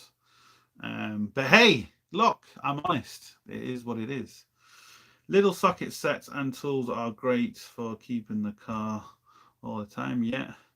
Though service my missus hates tool sales. Don't know why. Back to the comments about the caddy crankshaft bolt. You need a 12.19mm impact socket. That's what I use. Yeah. Again, you know, with especially with specialist sockets like that, if you know they don't, you can, and even with the like with the a lot of the German rear wheel bearings, they've got like a 19 mil Allen key, and some of them have got a M18 spline or triple spline, whatever you want to call it. And you can buy them separately. That's a good thing. A lot of them little specialist sockets and stuff, you can buy them separately, so you don't have to worry about it. You know, you don't have to buy a big huge set. It's costing you a lot. You can buy just them. You can buy, you know, them separately. Crazy not to change oil every 5,000 miles with anything. Well, with the DPF, but with anything in general, to be honest. Do you have a Carcoon battery tender on your CO Cosworth? No, I've taken the battery out because it's not great leaving the battery in a car that you are not, even if you got on a battery tender, just take it out. Colum, how you doing, mate? 90 mil 12 point by hex for the Volkswagen crank bolt. I reckon you're right. Bodgit and leggit mechanic. Yeah, definitely. Hey, I admit it. Most people don't. We've all done stuff we kind of regret. We've all done dodgy stuff. We've all done stupid stuff. It's just most people won't admit it in their videos. They'll hide it, where I don't. Everyone makes a mistake. We're just humans. You know, you're pissed off one day and you'll fuck up a bolt, and you'll realize it's going to take you the next 2 hours to repair it. Where if you just kind of slowed down and just stopped and had a cup of tea or something, you wouldn't have had the issue. But look, it is what it is. Everyone does it. What do you think about torque sticks? I got a set of torque sticks years and years ago, and I thought they were the shittest thing in the world, because I'm like, what the fuck? I was using them on an old air gun. It's before battery guns were about. I don't think the battery guns were even made at this particular stage. And I had some powerful air guns. No, my battery gun's more powerful, but as an air gun, it was powerful. And I thought, these are shit, because it just kept going and going and going and going and going. The first bolt I used it on, it fucking snapped. And it was a customer's car, but I repaired it and it was fine. And I was like, these are shit. And I was thinking, well, maybe I'm using it wrong, but how can I use it wrong? So I did it on another one, it fucking snapped as well. And I'm like, these are shit. So I didn't use them for years. And then someone did a video on torque sticks. And I'm like, these are shit. I'm going to watch it anyway, because I could never fucking use them. And he was using it on an impact gun, and he said something on the gun. He said he had it on an older gun as well, and the gun wasn't very powerful and they didn't work properly. Now, what I mean by not very powerful, I mean like 800 newtons, which is, you know, in today's battery power guns, 800 newtons is nothing. And the torque stick only goes up to 120 newtons, but yet an 800 newton gun just kept going and going and going until it snaps. And I'm like, how can it snap at 120 newtons? Anyway, and the more powerful gun I've got now, they work. So I don't know if it's it's almost like you need to match up your torque sticks with your gun. If your gun is either not powerful enough or in the middle range, from what I can gather, I had a gun that was kind of in the middle. It was powerful for an air gun, but it's not as powerful as the guns are now. So it's weird. I don't know. I don't really know. I'd be interested to see if anyone else has had any feelings about torque sticks. Because when I first used them, I thought they were shit, and it cost me a fortune at the time. I was thinking, oh, these things are brilliant. I never torque wheel studs anyway. I always let my gun on low, and I always torque them by hand, because I just can't be arsed to torque them, because, you know, just can't. But the torque sticks, I thought, great, I don't need to. Torque sticks there, bang, bang, bang, bang, bang, happy days, and snap the first fucking one I used. So yeah, I must actually get them back out again and use them and test them with my gun again and see how I get on. My wheel walkie has 3 settings. Keep it on low for tightening, then use the, but yeah, that's exactly what I do. Your hub and ABS ring are on the way. Nice, nice. We'll have to get that sorted. We'll have to do a video. You'll have to help me, Colin. You can do a video and show your face. You won't show his face. Colin's got a face for radio. Let's put it that way, haven't you? How does it work if a customer gets you to service their car, but you cannot get parts for a few days? Do you keep the car or do you get them to return it? Well, this all depends on the car. So for a service, just a normal basic kind of service, I would get the parts in first, because sometimes they just don't have the parts in stock. So, and sometimes they have like 2 or 3 different air filters or diesel filters or whatever filters for that car. So what I personally do, this is just from experience, if there has 3 different air filters, I'll buy all the air filters, right? Or I'll get all the air filters off the manufacturers, because I know them. I can take stuff back, or I don't have to pay for stuff straight away. It's a bit different, you know, once you have an account there and stuff and you know them. So then I'll have everything I need for that car, and then whatever I don't use, I'll take back to the manufacturers, because that way then you're not going to run into that situation. Because in Ireland, in any rural place, when this happens, people need their car. They don't realize how important their car is. They can't afford to not have their car for 2 or 3 days, because most people have to travel an hour to work every day and back. You know, when you live in the city, it's slightly different, but when you live out in the sticks, like anywhere it lives out in the sticks, your car is so important. The issue comes when when you're servicing a car and you find a problem. And it could be a serious problem where you have to say to the customer, look, unfortunately, this is kind of a big problem. Like your brakes are shot, or this pipe's ready to burst. And if it bursts and you're driving, you're dead. I can't get the parts for a few days. You know, you really can't drive it. Now, again, in Ireland, slightly different rules. Country rules are different. But I can't hold someone's car, even if it's dangerous. I'm not allowed. So I could say to the customer, look, this is a death trap. You're not allowed to drive it. I can't hold that car and say you're not driving until I fix it, because 1, they might not have the money. 2, they might not want it fixed, and it's all on them. It's up to them. And you can understand, I can't get someone's car and just put 5 grand into it and expect them to pay for it.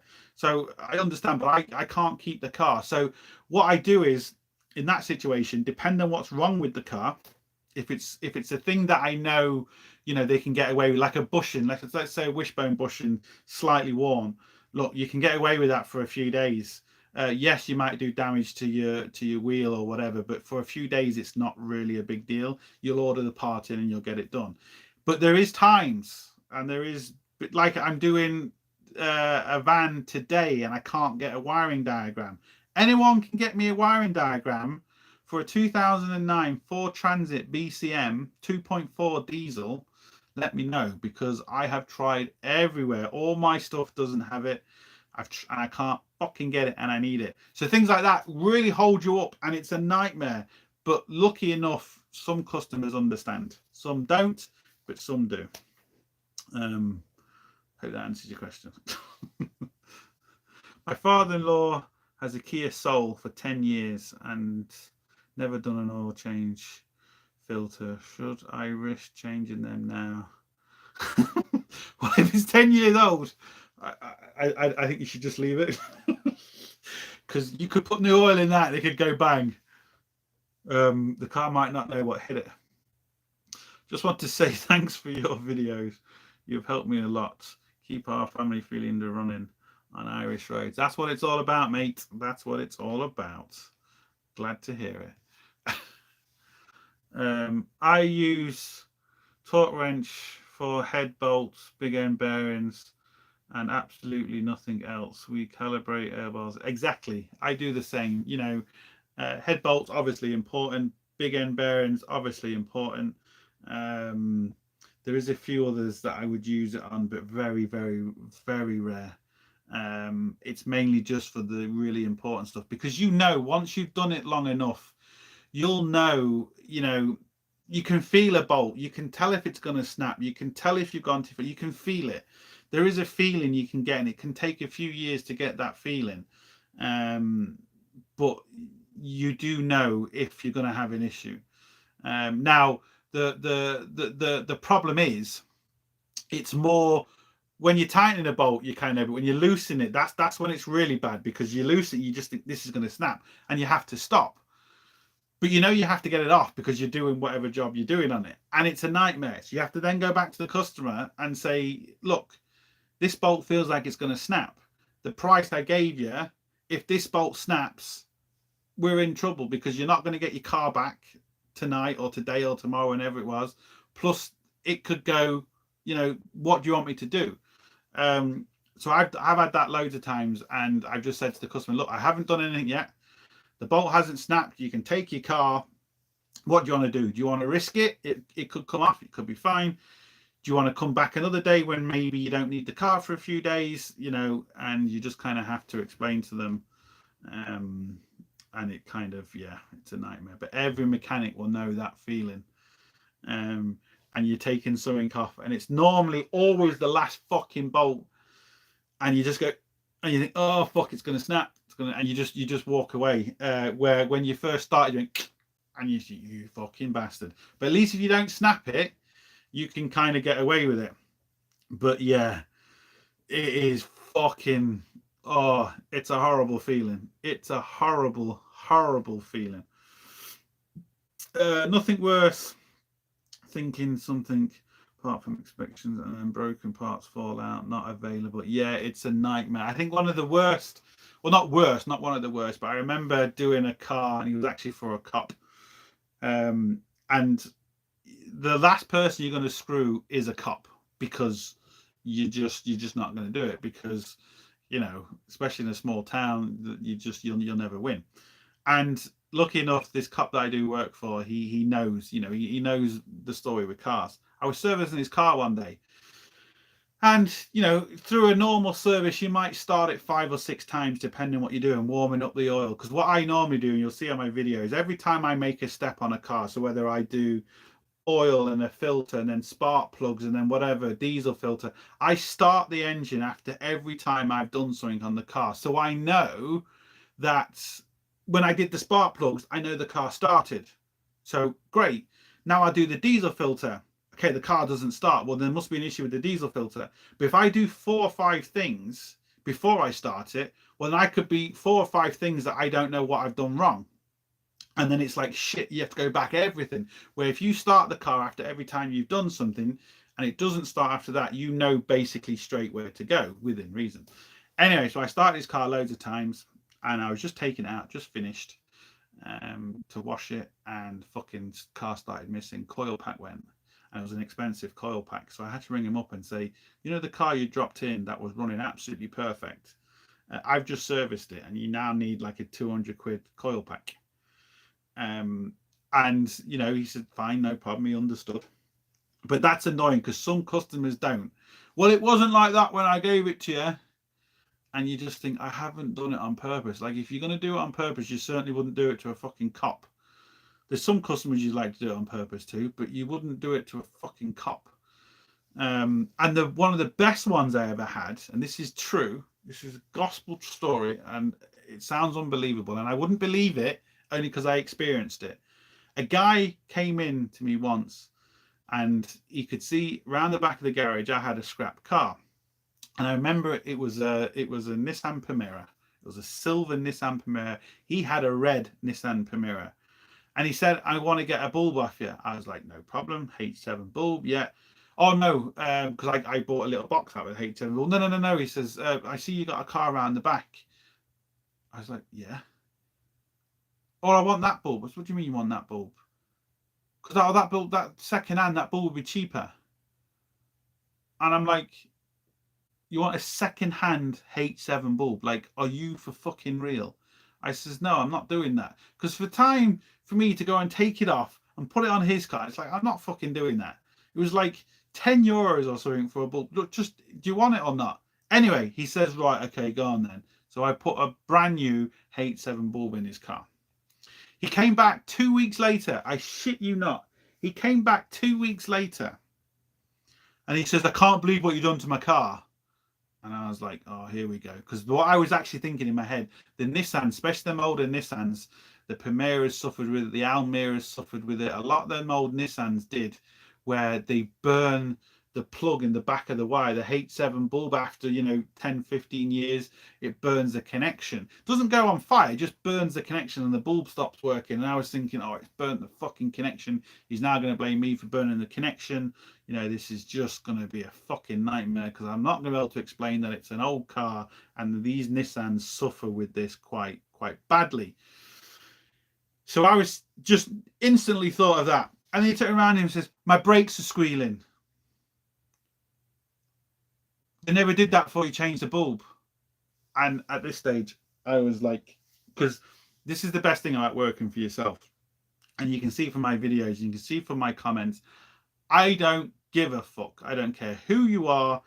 If you're going to say something, prepared to have something back at you. I can have a laugh and a joke. Magic or Monkey Magic will detest to that doesn't matter. Say anything you want to me, I'll take it as a joke, don't give a shit. But when you start really going in, I'll start going in. And this guy is like, are you for fucking real? You came over 2 weeks ago and your bulb is still fucking working, but you're blaming me for your brakes. Like, are you fucking mental? So yeah, I mean, like, how much of a fucking moron do you need to be? Like, seriously. But I'm sure, just like a lot of mechanics on here, they're going to have stories like that, and you won't believe it unless you witness it yourself, because these stories are unbelievable. You can't make it up. Real life is better than Hollywood, because a lot of the stuff that happens in real life, if you saw it in a film, they'd say you're taking the piss, but it's fucking true. It's absolutely true. After breaking and snapping enough head bolts, you just enough, not head bolts, enough bolts. Yeah, exactly. You do. You just do. It's like everything. The expensive mistakes you make, they're the best mistakes you'll ever make in the world, because you'll never make them again. Things that don't really cost you anything, you don't really learn from. You learn from your mistakes just from living. And everyone, the older you are, the more you learn, and that's just the way it is. It's just the way it is. You're an amazing mechanic. I'm in college at 42 years old, and I've shown them thanks, mate. You're an amazing mechanic. I'm in college now, and I've shown your vids. Thanks a lot, mate. Also use copper grease on virtually everything, and crank flywheel bolts except head bolts. You see now Magic Monkey, or Monkey Magic. Right, this is a big thing with a lot of comments I've seen on YouTube, right? Most 99.9% of nuts and bolts in a car are a dry torque, okay? Manufacturers don't use grease on things because, I don't know if I should say this, because I maybe should say why. I won't say it yet. I'll do you know what happens when you use grease on a nut or a bolt? Forget about the grease. I don't care if it's copper grease, moly grease, whether it's lithium grease, it doesn't matter, right? When you use grease on why don't car manufacturers give you a grease torque? Now, there is certain head bolts out there, especially ARP racing bolts, where you do have to use special grease. There is certain ones out there, right?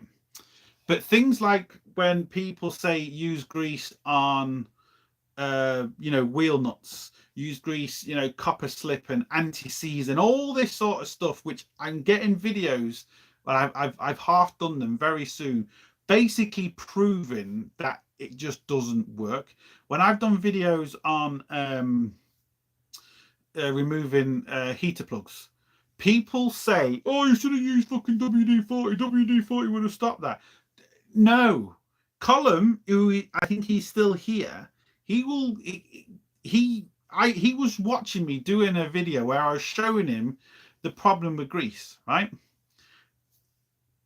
he'll say yes in the comments because he was there when I was doing it, right?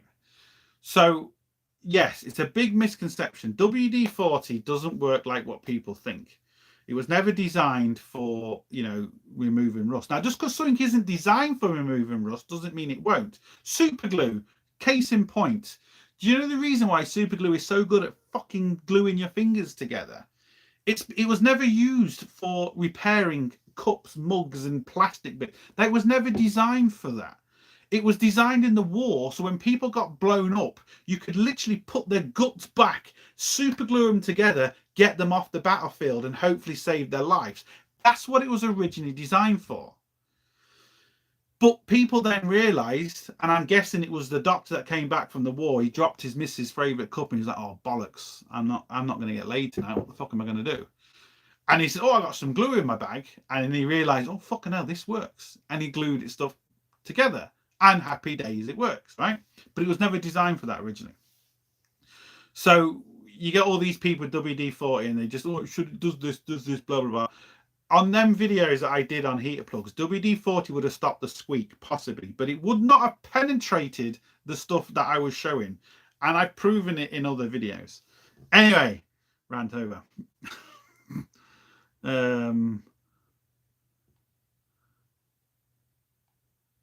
Public are arseholes, yeah. My father-in-law just told me many stories like that. I'm telling you, it's so true. Any mechanics want to write in a story what happened to them, because some of them are fucking hilarious.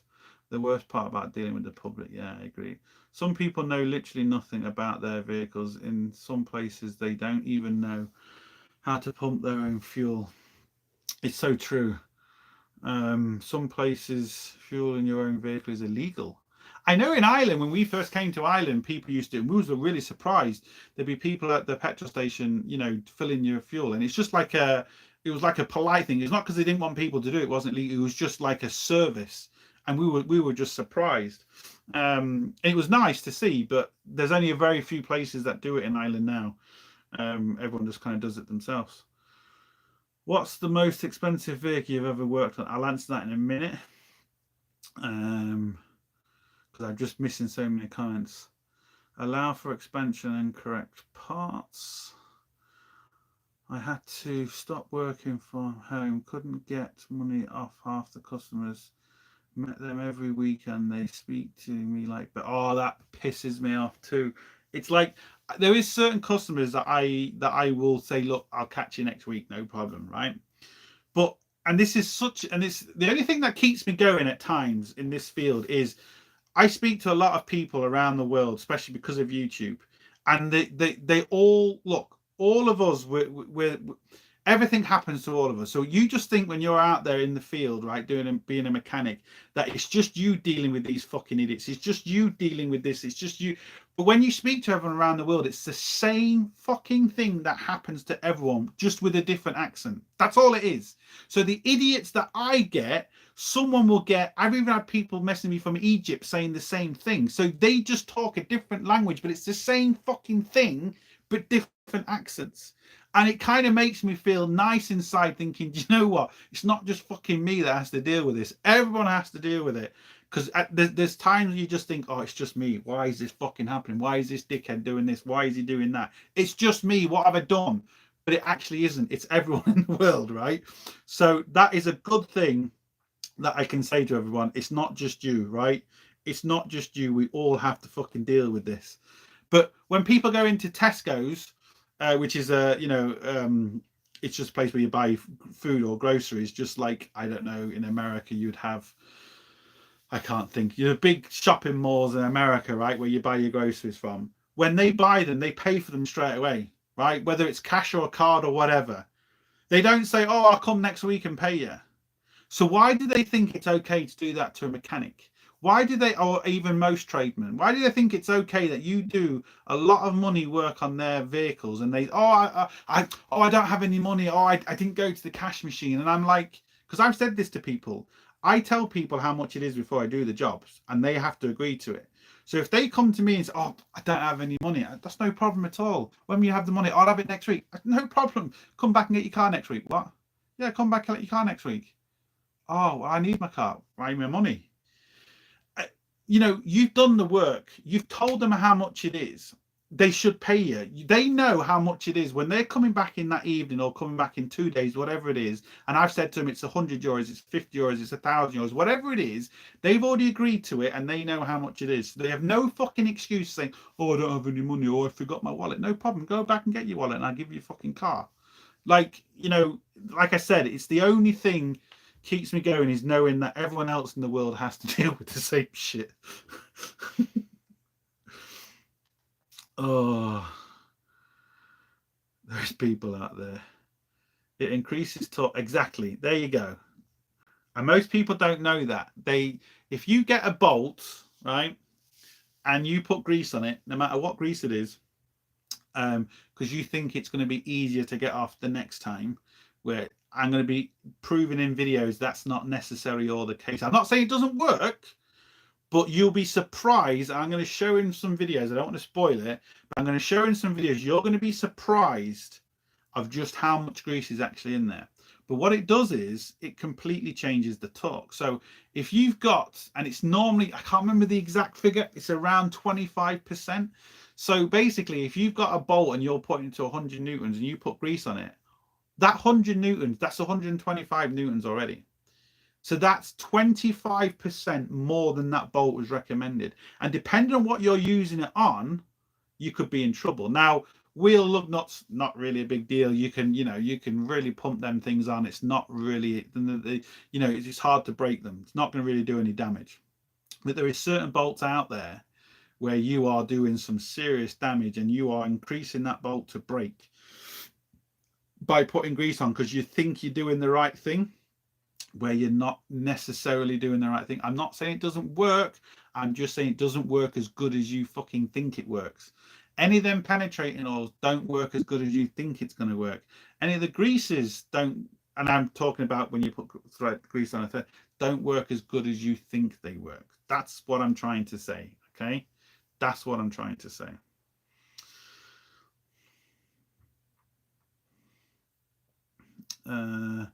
Torque isn't really the issue, but especially in the country, the big problem with dry cars has never had an issue in 30 years.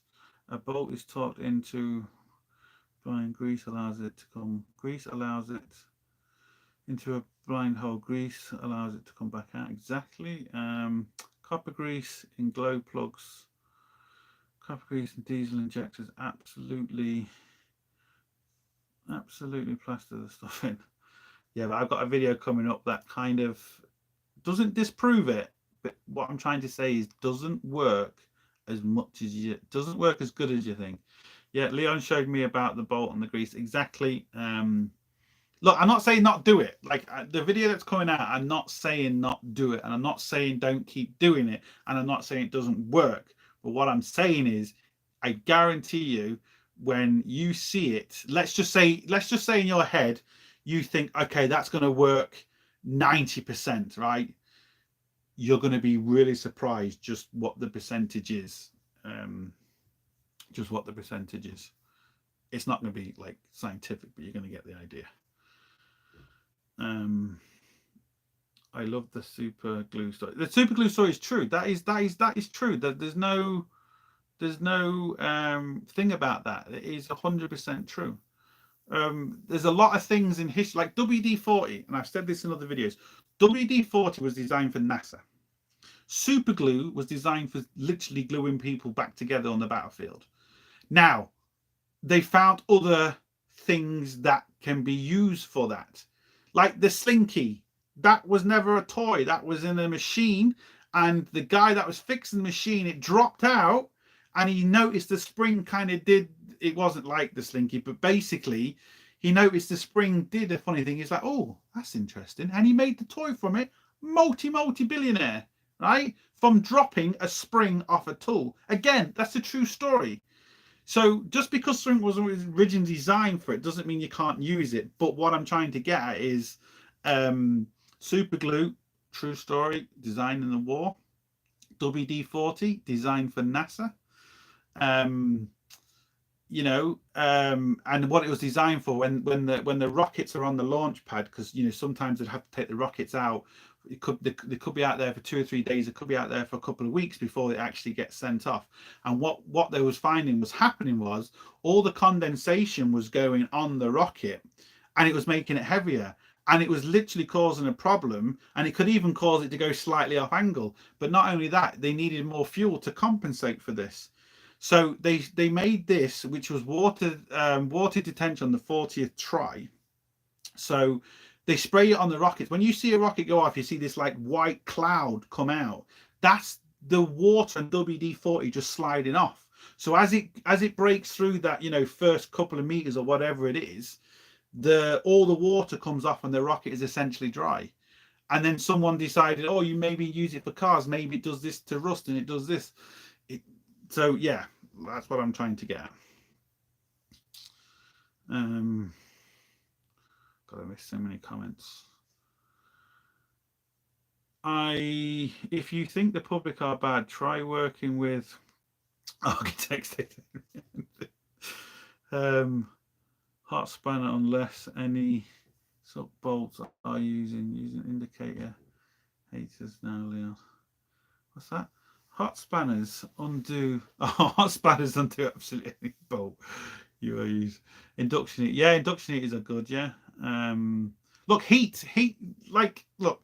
One of the best things for getting out seized anything is heat. Heat is the key. Heat works better than anything. I don't care what anyone says, but the problem is you can't necessarily heat up everything. Like if you've got something and you've got a load of wires next to it, you can't just put heat in it because you're going to set fire to the wiring loom. Or, you know, there's places where you can't use it. Induction heaters are good though for that. But heat is the key. Heat is the fucking key. Why are injectors so bloody hard to remove? It's a bad design. Well, not all of them are. Some of them are, some of them aren't. They're more because sometimes they have different metals, right? Different, because people think, I did a video the other day on removing one of the bolts, and I made a comment on another video, and the guy didn't like the comment. It was a really nice comment. I wasn't being nasty on the comment. I've never left a nasty comment on a video. I said it was nice to see the American version of the Cosworth, right? And there's, oh, you fucking, it's not this, blah blah blah. And the guy says, you know, no, sorry, it wasn't. I said there's a guy who's talking about haters and stuff, and I said, yeah, I said I love fucking with trolls. It's brilliant. And then this guy turned around and says, oh, you shouldn't do that. Don't feed the trolls because blah, blah, blah, and all this sort of stuff. And I says, well, look, it's up to me what I want to do on my channel, basically. If I want to do it, if you don't want to do it, fine, whatever. This wasn't the guy from the channel, it was another commenter. And then he comes onto my channel and leaves a nasty comment. Well, if they put a stainless steel bolt in that wouldn't have happened. And I'm like, yes, it would. A stainless steel bolt and then aluminium, it's galvanic corrosion. It will be even worse. This is the problem with injectors. The two different metals can react and cause it to seize. I think it's called galvanic corrosion. And they just basically seize because they react together. So that's some of the problem. Other problems is then just to get hot and cold, hot and cold, hot and cold, and sometimes the water gets in on top of them and causes issues. There's loads of different issues, but not every car suffers with it.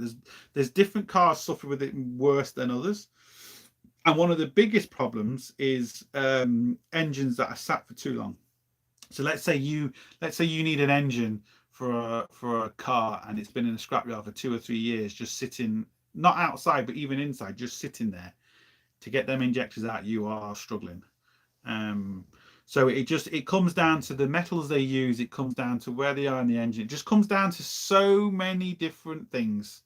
But it's normally what a big thing is normally the two different pieces of metal. They react together and cause big issues. Why people ask me to fix their vehicles? I look at it and decide if it's junk. Well, yeah, again, you know, if you're in that situation or if you're in that thing, you can do that. That's brilliant. Not everyone can afford to pick and choose the jobs. I have done in the past. and then there's times where you would give a really big price to someone because you know it's going to be a nightmare because you don't want to do it, and then they come back and you're like, oh fuck, then you have to do it, and then it causes you problems. It's just one of those things. Cheeky bastards. Mind your local garage here. Take 3 months to repair your bill before I start fixing your car. Wheel nuts, I give 5 seconds on the Ugga Dugga. Yeah, 5 seconds. That certainly they won't come off anyway. They're not going to come off as you're driving down the road. Let's put it that way. Clamping force, not force. It is a common practice to put a tiny bit of engine oil on the head bolts before threading them down. Is it common? Again, it all depends on the bolt. One of the biggest things I see what people forget to do when they're putting head bolts down is getting the oil out the head bolts, because what happens is when you put the new head bolt down, if you've got a bit of oil in the bottom, you can actually crack the head, because as you're screwing that bolt down, oil doesn't compress and there could be a bit of oil down there, and I've seen it where it breaks the bolts or it breaks the head, and you can even, you know, you're screwing the bolt down and it can pull the threads. So the biggest thing is to put oil down. But if you've got just normal bog standard head bolts, and whenever you buy head bolts, it'll always say in, that's a very important thing to always read the little piece of paper that comes with it. If it says don't do it, or if it doesn't mention putting grease on, just don't do it. It's simple as that. The only time I've ever seen head bolts that need grease is normally racing head bolts, you know, APC red bolts, head bolts, and they'll give you a little bit of grease because it's very special grease. They've worked it out to a T. You put this grease, and it's normally, again, it depends on the bolt, but you've got the bolt, then you've got the washer, and it's normally underneath the washer that goes to the head. That's where you put the grease, not between the washer and the bolt head, normally underneath. But again, if a different manufacturer says something, you use, if it doesn't, you use nothing, because you will be causing yourself issues. Loctite is another problem some manufacturers get over the top with. Yeah, Loctite can be a fucking nightmare. I've done a video coming up very soon, and it's on the Mondeos, and they use so much Loctite. What you actually have to do is, and I've shown it in the video when you're doing a timing belt, is you have to heat up the bolt, because if you don't, a powerful gun will take it out. Yes, it definitely will, but as it's coming out, you will destroy the threads in the crank, and goodbye engine, because they put so much fucking Loctite on it. It's ridiculous. So you have to heat it up, and the best way I found, now you can use an induction heater, but one of the best ways I found is, because you can't use an open flame, because you use an open flame, you'll damage the oh my god, you'll damage the pulley, the harmonic balancer. That's what you'll damage if you use an open flame. So a heat gun, paint heat gun, and you literally have to have it on for like 5 to 10 minutes. Get that fucking bolt red hot, and it zips out lovely, causes no damage. But if you didn't know, you'll zip that out and you think, this is a bit tight. And the powerful guns will take it off, and they'll keep going and keep going and keep going. But you will, when you get it out, you'll think, oh, fuck yeah. And then goodbye engine. Goodbye engine. I learned a lot about grease the hard way, snapping bolts with torque wrenches or having them come loose. But I do use a bit of copper grease. Yeah, see, this is the thing. I know in my head, right? This is the crazy fucking thing, right? I know in my head you're not supposed to put any grease on any bolt unless it's definitely told you to, right? But I still do the same. I'll still put copper grease, or what. I don't so much use copper grease on threads. I don't like copper grease on threads. I'll mostly use moly grease or something like that. Personally, that's just me though. But in my head, I know I shouldn't do it, because I know I'm changing the torque setting. And even though I've slated WD-40 so much and saying WD-40 doesn't work like people think, I will still fucking use WD-40. And in my head, I'm like, why the fuck am I using WD-40? I've been telling people not to do it, and I fucking still do it. It doesn't make sense. But not only doesn't it make sense, and we're all guilty of this, you'll spray WD-40 on it, and then you'll start taking the bolt off straight away. Like, seriously. It even says on the fucking bottle, leave it for like 15 minutes to soak in. How many people, honestly, right, use WD-40 or any oil penetrant for that matter, right, spray it on and then straight away start getting the bolt off. Go, zzz, right? And you're like, why? Like, you know you have to wait, but you're too lazy to wait. So you just put a load of WD-40 on for no fucking reason whatsoever. So it's like, what's the point? And I still do it, even though I know it's made no fucking difference whatsoever. But I still do it. Like, why? It's because it's in your fucking head. It's just in your head. I use WD-40 for the grandkids slides. Works great. Yeah. Candle wax. Candle wax works great for especially stainless steel slides. Use candle wax on stainless steel. Like, oh, fucking hell. Just, yeah. Just, yeah.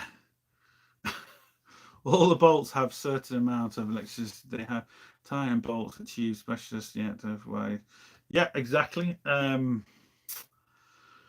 missus in her last year, it was forced. I had to back at the super glue story.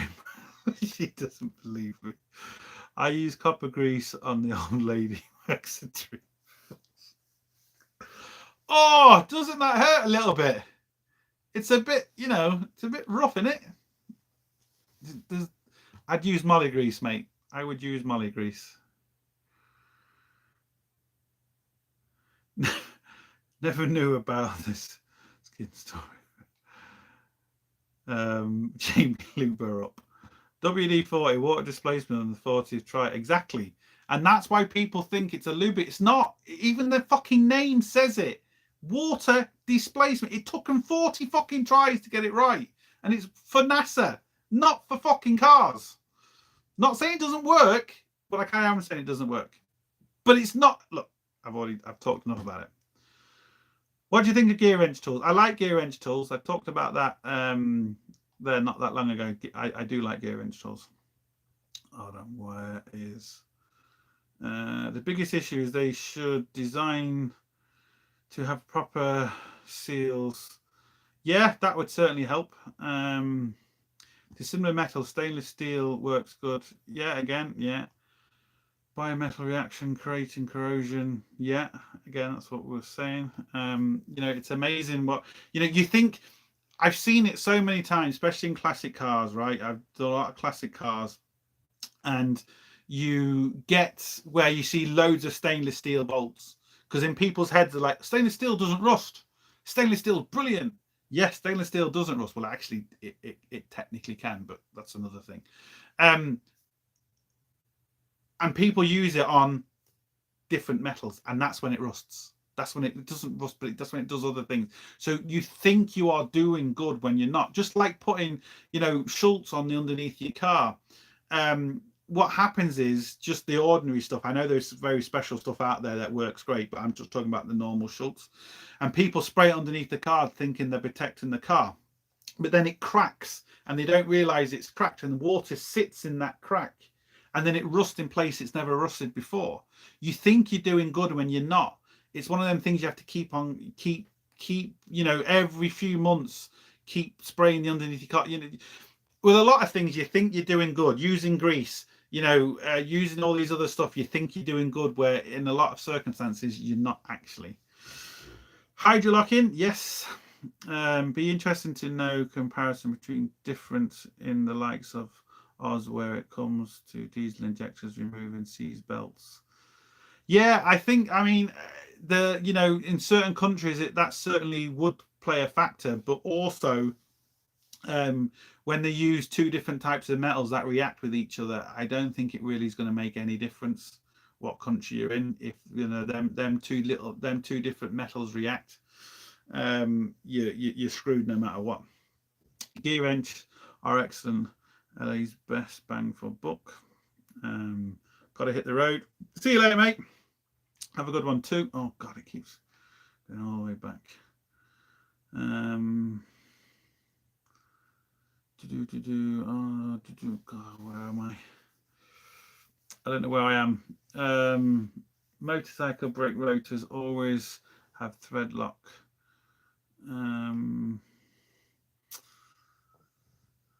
Ivan, how you doing, mate? What's up, Leon? WD-40 is the bomb. We keep buying WD-40. We fucking do. I keep buying it too. Actually, I haven't bought a lot in a while because I bought a big 5 litre thing of it. I don't know why. And I know as soon as it runs out, I'll fucking do the same thing again. Look, I don't know. But honestly, how many people are guilty of putting any penetrant, forget about WD-40, just any lubricant on a bolt and then zipping it off straight away without even letting it work, without letting it do anything. And then in your head, see, this is where it's clever, because you look at a bolt, right, or not a bolt, and you think, oh, that's rusty, that's going to snap. So you get your big fucking powerful air gun or your big powerful battery gun that's going to snap anything just for it to look at you anyway, because it's just a bit of fun, because it's too powerful and there's no feeling with an air tool or a battery powered tool. Then you spray a load of lubricant on it thinking, oh, that's going to work, and you just go zip it off. Oh, it worked. It was whatever I put on, it worked. Isn't that brilliant? No, it was going to come off anyway. The best thing to do when you're undoing a nut or a bolt, especially a bolt or especially a nut on a bolt that, you know, from a track rod end or anything like that, is you clean the threads first. That's what fucks everything up. All the shit you leave on the threads, and you try and get the bolt out and it crushes all the bits of crap between the threads, and it comes to a point where the bolt physically can't come down anymore. That's what does more damage. You clean that up, I guarantee you 99.9% of the times that bolt will spin or that nut will come straight off. Spray it and get the Milwaukee straight. Exactly. You just do, don't you? You sit maintenance spray for seems to do the job. The reason, Leon, the reason I use copper grease on the old lady is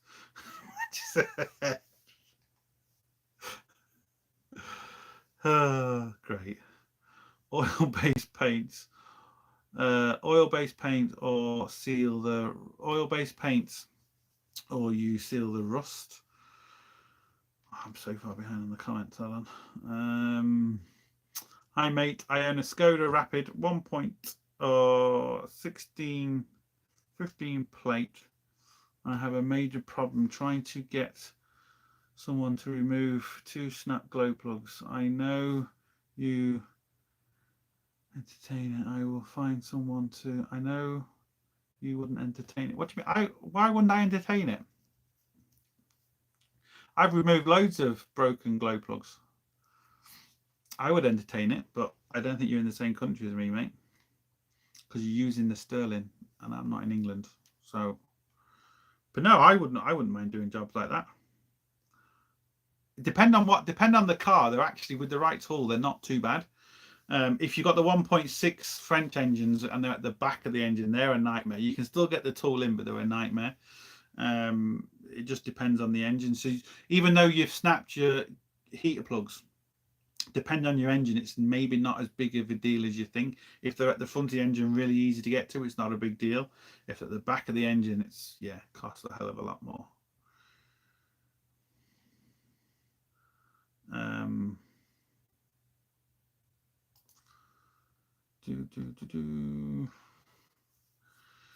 Better off with wax oil. Wax oil is definitely better than wax oil is definitely better than Schultz because it never dries, so you know it's a lot more rubbery. It's definitely a lot better because it's cheap and it works kind of most of the time. I think that's the WD-40 reference, maybe, I don't know. Glow plugs, about the shittiest job I've ever done in my. It just depends. It depends on the car and where they are on the car. Like I said, if it's at the back of the engine on the 1.6s, the French engines, they're a nightmare. You know, some of the Toyota Aventuses, for example, the heater plugs are right next to you. a lot of the Volkswagen stuff, the heater plugs are right there, you know, but they don't fucking tend to snap. The easiest ones don't tend to fucking snap. It's always the fucking awkward ones.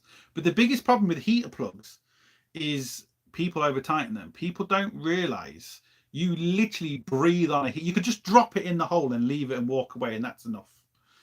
Finger tight is essentially enough. You'll see on the box of a heater plug, it's written on the actual torque specs, and it's so low, and people just go, nah, because the heater plug will take that torque. Just because it'll take it, it's okay. It's now in. That's great. You get that fucking bastard out again. That's the problem.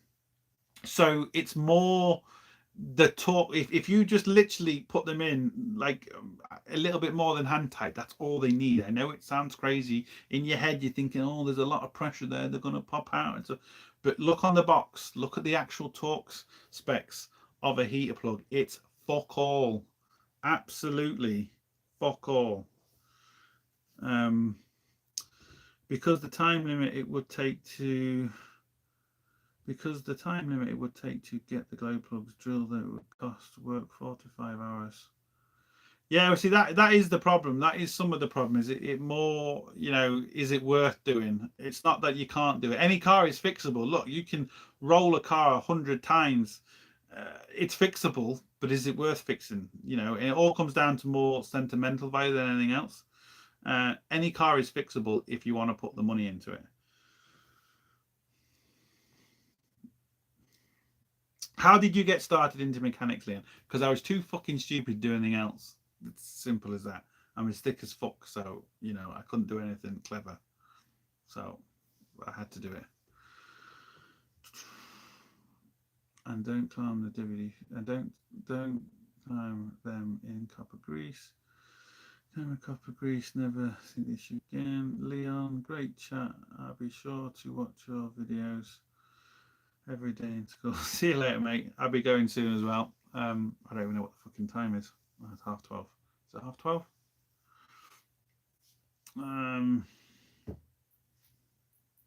That's 11:30. Oh, okay.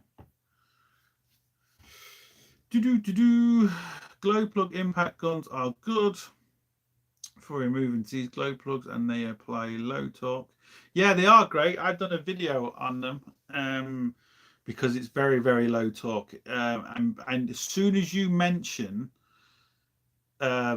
you know, an air impact tool on a glow plug or an impact tool, everyone's gonna, oh, you can't do that. No, you can't get, you know, a 2000 bloody Newton gun on them. Of course you can't, because you're going to snap the shit out of them. That kind of goes without saying. But my there is guns out there, and I showed one a good few years ago, and the torque is so low. But what it does, which is really good, which is what an impact gun does, it's smacking on it as well as turning it. It's putting so little pressure on it. If it was going to snap, it's going to snap anyway. The gun, the proper ones will not snap your heater plugs just for the sake of it. They were going to snap anyway. You get the best chance of trying to take them out. But again, heat, you know, heat is the key. You get your engine nice and warm before you start removing heater plugs. That's great. But again, certain cars you can't do that, because if you have to strip a lot off, by the time you strip stuff off, the car's gone cold. Certain cars won't allow you to start them, especially the newer ones, if one of them's gone, because it will shut down the whole thing. So they all have their own problems. Did my P38 Range Rover glow plugs 8 newtons? What exactly? 8 newtons. It's nothing. I just messaged. I just messaged that you can use vibrating tool to remove them. So can I use my wife's guitar? You can try it. You can try it, but you see, if your wife's got a lot of tools, doesn't that say something about you, mate?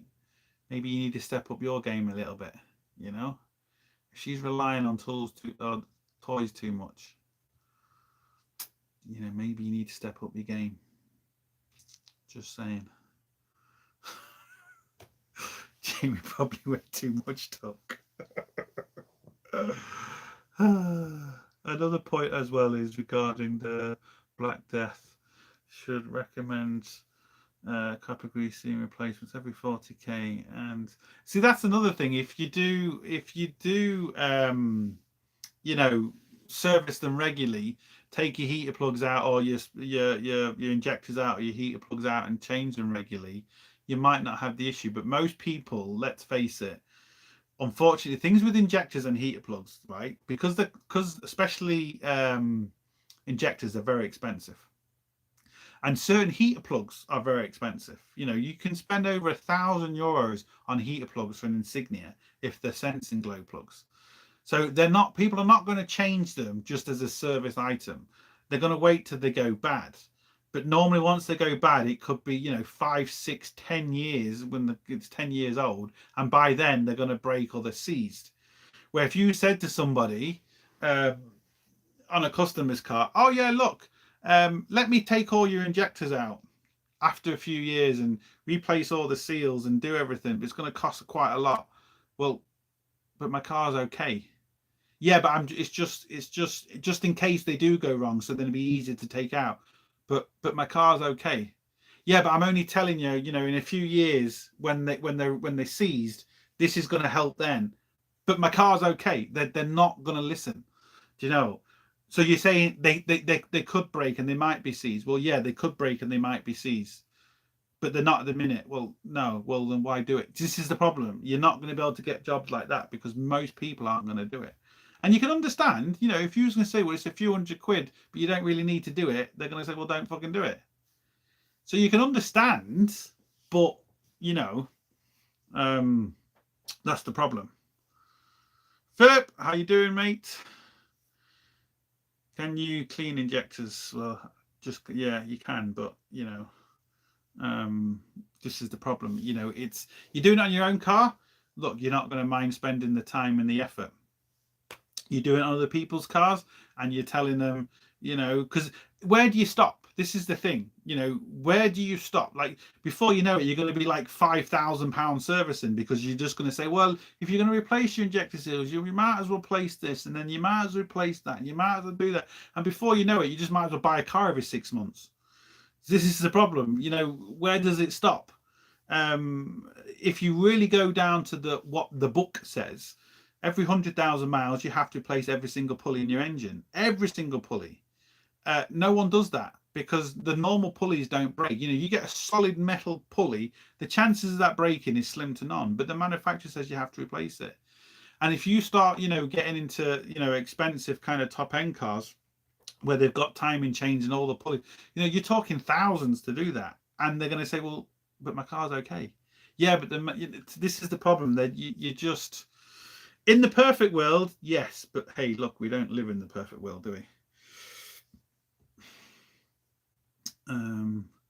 Jamie could damage his wife's threats going too strong. Hence why I said it should be manufacturer recommendation as up to your hand. Yeah, but again, I mean, the manufacturers do recommend a lot of stuff when you really look into it, that they say you have to replace every so many miles. But your customer isn't going to do it because, most people have had 3 or 4 cars in their lifetimes, right? And they then come to you, and let's say the last guy was £200 for a service, whatever it is. And then he comes to you and you say, well, it's 1,500. What? Well, my last guy was like 200. Oh yeah, but I'm replacing lots of stuff. But why are you replacing that? Do you see what I mean? They're not going to do the job, and even if they do, they're not going to come back to you because you've just been ripped off, even though technically you've done everything by the book. And if you could do that, the chances their cars having any problems is second to none. Just like they say, change the I think most manufacturers say it's between 60 to 80,000 miles to change your alternator and starter motor. But if you say that to somebody, right, I'm going to change your alternator and starter motor in your car, but why? Well, because they're getting old now, but they're still working. My last car, I never changed it, and I had that for 10 years. My mum's never changed hers. My dad's never changed his. My granddad's never changed his. They won't change it until it breaks. But when it breaks, they're going to be stranded. But most people aren't going to do that preventive maintenance because it's going to cost too much. And I understand this is the problem. This is the problem. And to try and explain this to people, and let's say if you were to try and explain to people, it just sounds like you're trying to rip them off. Yeah, well, I'll do a service, but I'm going to change your alternator. I'm going to change your starter motor. I'm going to take your heater plugs out. I'm going to grease them up. I'm going to take your injectors out, replace your seals, and do all this. Before you know it, you're a couple of grand for a service, and technically most of the parts they don't really need. That alternator you've replaced at 80,000 miles could last another 30,000 miles, and in that 30,000 miles they could have got rid of the car. So then, do you know what I'm saying? It's difficult. So in a lot of the cases, what I tend to do is, you can tell a lot if you can look at the data on a car. You can tell a lot, especially with injectors. Especially with some of the insulation testers you get, you can see if an injector's failing. I can tell you if an injector is going to go long before it goes. But again, with injectors, I can test your injector and say, well, look, it's supposed to be 105 volts, but it's only testing at 60 volts. And when you test it at 60 volts, it will still run. But the piezo part of it is only at 60 volts, but it should be over 105 volts, but the car will still run. But if I tell you that injector's 500 euros to change, but if one's gone, you need to change all four, they're going to be like, well, my car's running. So they're not going to spend the 2 grand just on injectors. Do you see what I mean? And then, of course, if you did that to someone, they go, well, I've never changed my injectors. I only had to change one, and that went. And then it's a horrible field at times to be in. It really is. Nobody wants to do preventive maintenance. It's so true. When you replace the rubber gaskets between the bottom of the block and the pickup pipe on the insignia to your engine, what did change as mine needs? When you replace the rubber gasket between the bottom of the engine block and the sump pickup pipe on the insignia, what did you charge as mine needed doing? Well, it wasn't, we took the engine out of that was a video I was doing which I haven't released yet. That engine was taken out, so it's completely different. I won't spoil the video, but the engine was already out, so and I was doing it for another garage. So I don't know what when it's in the car, it's a lot more awkward because the sump has to come off, and I'm trying to think in them insignias. I know the exhaust has to come off, and I don't know if the subframe's in the way. I'm trying to think if the subframe, because the subframe's in the way, you have to take the subframe off, the exhaust off. It's a big job. The actual part itself, I think, was 25 euros from the main dealer. So the part was very, very cheap. But to get to it is quite expensive. To get to it is quite expensive. But this one is at least important as 80% of them. Yeah, agree. Price, why relative? Yeah, this is the problem. Maintenance costs are a lot cheaper than repair costs. Yeah, again, see, but the problem is when you say this to people, right? It just sounds like you're trying to screw them. Well, I want to put 1,000 quid worth of parts in your car, but you won't break down. But then if they do break down on something completely different, well, you told me I wouldn't break down. And then when they go back to their family or their friends, they're going to say, well, this mechanic told me I have to replace all this. And then they'll be like, well, my mechanic's never done that. I've had alternators to go, but you replace them as they go. You see what I'm saying? So it just looks bad on you. It looks like you're trying to screw them. There's times when I've looked at customers' cars and I know there's an issue with something and I haven't said it to them because I know if I did, they would just think I'm screwing them. So like if I've tested an alternator, because I test a lot of stuff on people's cars just so I know, what sort of condition it's in. And if I test an alternator and I can see it's a bit dodgy, the AC ripple's a bit high, right? But the alternator is still working, but the AC ripple is high. I know that's on its way out. But I know if I tell that person, they're going to think I'm trying to rip them off. So I don't tell them. because I know it'll cause a problem. So I wait until it goes dead on them. Then they'll come back to me and say, "Oh yeah, I'll replace your alternator, no problem." But I knew 6 months, 8 months ago, even a year ago, that alternator was on its way out. But it's lasted another 6 months. It's lasted another year. And then they don't think they're getting screwed, even though I could have told them and saved them a lot of hassle from breaking down. But look, it is what it is. Most people don't even know how to test AC ripple on alternators and stuff, and I just do it.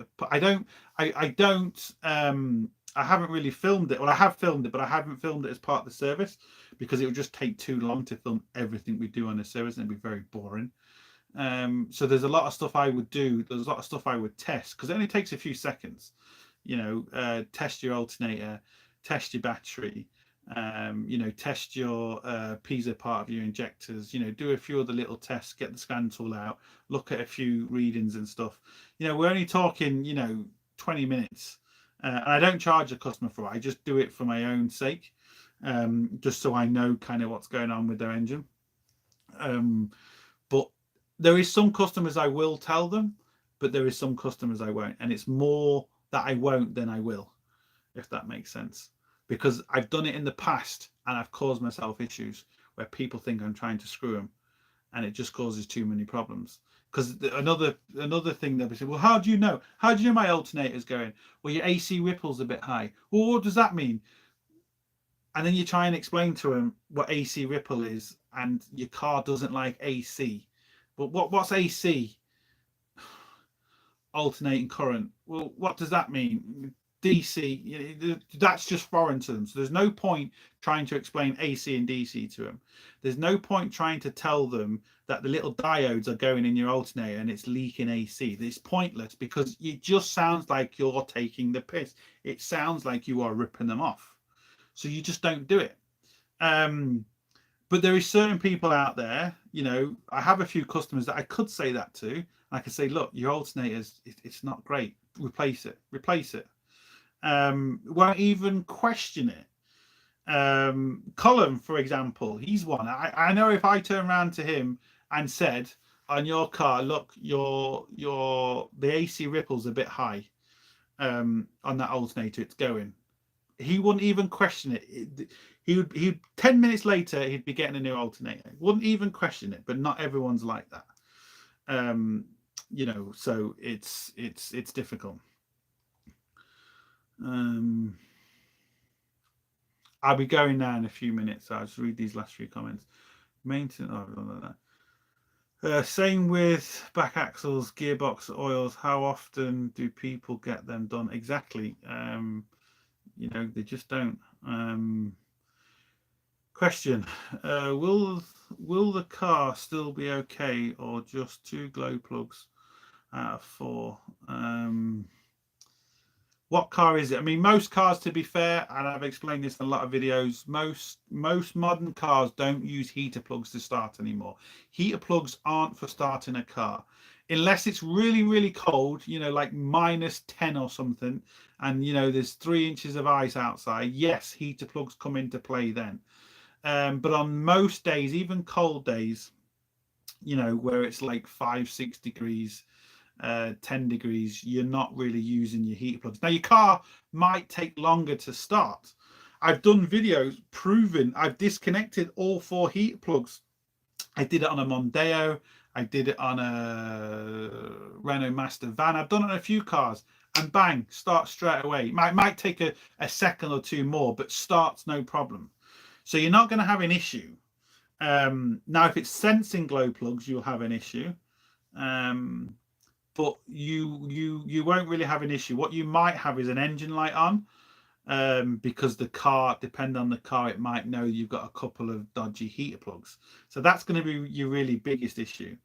And another issue, which is kind of an important issue, and this is important, this is where you want to get them done fairly soon, is DPF regens. So what most cars will use their heater plugs for now is putting as much heat into that engine as possible to get that DPF hot. So once the DBF comes hot, it can do a proper full regen. The car will turn a lot of things on that you won't realize it's turning on. It might turn on the heated front and rear windscreens. It won't turn anything on that's going to make you uncomfortable. So like it won't turn on heated seats or anything. It won't turn on stuff, but it'll turn on as much load as it possibly can without affecting the driver, that you won't know to do either a static regen or to do can't think of the name, as it's driving, as it's doing a regen as it's driving. So it'll do all that itself without you knowing. That's where heater plugs really come in. So you want to get it done fairly soon if you've got a DPF filter. If you haven't got a DPF filter, you don't really have to get it done as quick. But DPF filters will start getting blocked, and that will start costing you a lot more money. So yeah.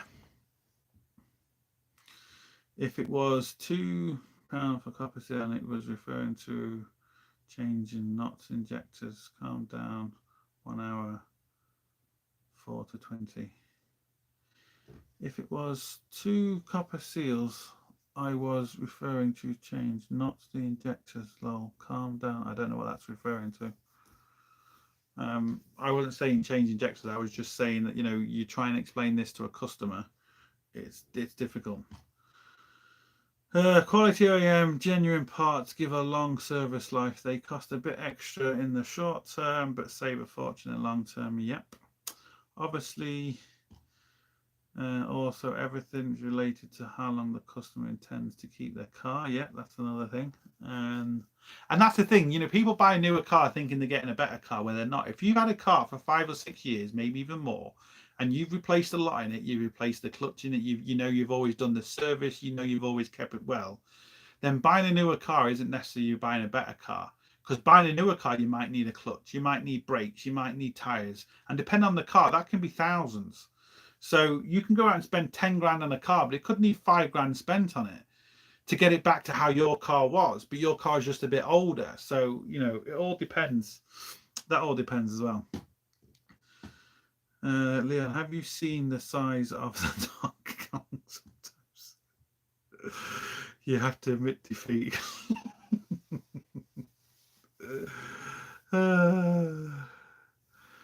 Waste vegetable oil have tinkered. The problem is with waste vegetable oil is depending on, well, in Ireland, believe it or not, I know this sounds crazy, but in Ireland, because I've checked this out, it is illegal to use vegetable oil in a car, right? Because it hasn't had the fuel taxes put on it. A few years ago, Tesco's were selling their own brand of vegetable oil really cheap. I can't remember what it was. It was dirt fucking cheap. I'm going back 8-9 years ago. And people were buying it and they were putting it in the diesel cars, and it was a lot cheaper than diesel. So the government caught onto this. They told Tesco's to raise the fucking price, and because they wasn't allowed to sell it that cheap, and they made it basically illegal to put vegetable in your car. You are allowed to run vegetable in your car, but you're only allowed to run so many litres a year, right? And after that, you have to start paying taxes on it. Now, it's going to be impossible to police that, I understand, but technically speaking, right, you get pulled over by the customs in Ireland and you've got vegetable oil running in your diesel car, it's the same as running green diesel in your car. It's the same fine. They can find you for, it's the same as running green diesel. So they catch you every fucking way. It's a nightmare. It's an absolute nightmare. You try and it's better for the environment. It's better for everything. You recycle everything, you know, but no, they're not getting as much taxes in it and they're not fucking happy. It's the world we live in. It's the world we live in. I think that the battery test shows the battery state and the AC ripple on the graphics. Yeah, it does. The Picoscope does show that. But again, you're trying to explain that to a customer. It doesn't make sense. And they just think you're trying to screw them. I've shown customers printouts before of all sorts of stuff. You know, the cranking volts on a battery, like I was showing a taxi driver a few years ago, right? And the cranking amps was down on his battery, but he said, but my car still starts, and the battery's like 110 quid. It was a diesel battery. And I was trying to, yeah, I said, look, it still starts, but you've got a taxi, you need this thing to run. And it did break down on him maybe 6-7 months later, but it lasted another 6-7 months. And I did say, I said, look, I told you it was going. But then his answer was, well, yeah, but it lasted another 6 or 7 months. So in his head, he thought he saved that money, but he didn't save the money because he had 6 or 7 months of the car running fine. But then he breaks down and loses a day's business, and he still thinks he saved money, but he hasn't, because that's just what's in their head. They think they're saving money, but they're not. They're just not. Emissions and some helps carbon buildup related to most glow plugs. Spray patterns. Yeah, spray patterns not so much, but yeah, a little bit, but more the DPF problems. That's only with a car with a DPF problem now. With DPS. Crazy buying anything DPS bad enough, even commercials without DPS small turbos. 2.5 in the UK per year. What's I don't know what that is. 2.5. What's 2.5 in the UK a year? Basically 15,000. Oh, is that? Oh, you're allowed 2,500 litres of vegetable oil in the UK before you have to pay tax, is it? Again, it's impossible to police that, but here you have to register. There's a big fucking rigmarole with it. You have to register. Then they supposedly come out, they look at your setup and blah blah blah, and then even getting the vegetable oil now. The problem is I know people that were trying to do it, and the problem is all the chippies and stuff.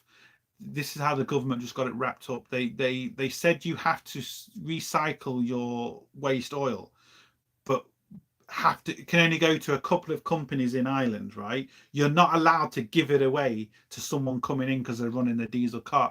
That chippy will then get fined, and we're talking, tens of thousands of euros, because they're giving away the oil. And they will know, because when you give the oil to whichever company you're giving it to, they give you a receipt and saying, right, you've given us 10 litres, 100 litres a week or whatever it is, right?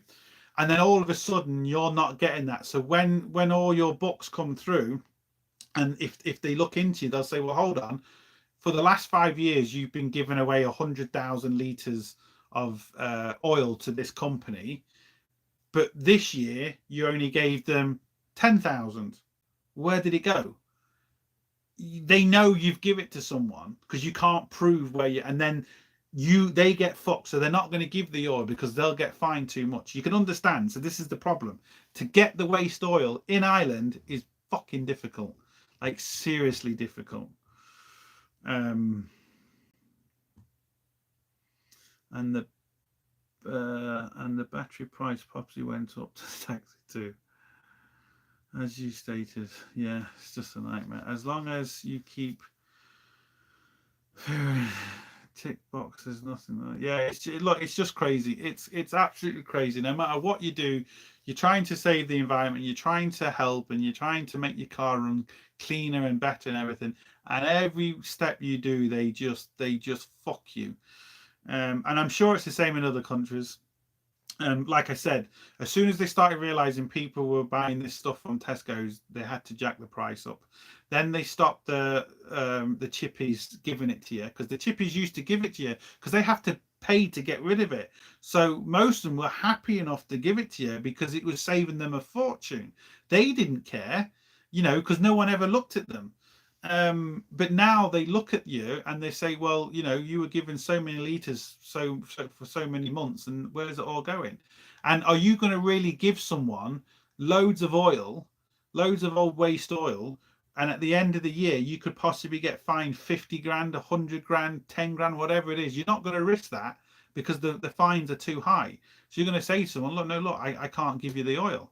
It is what it is.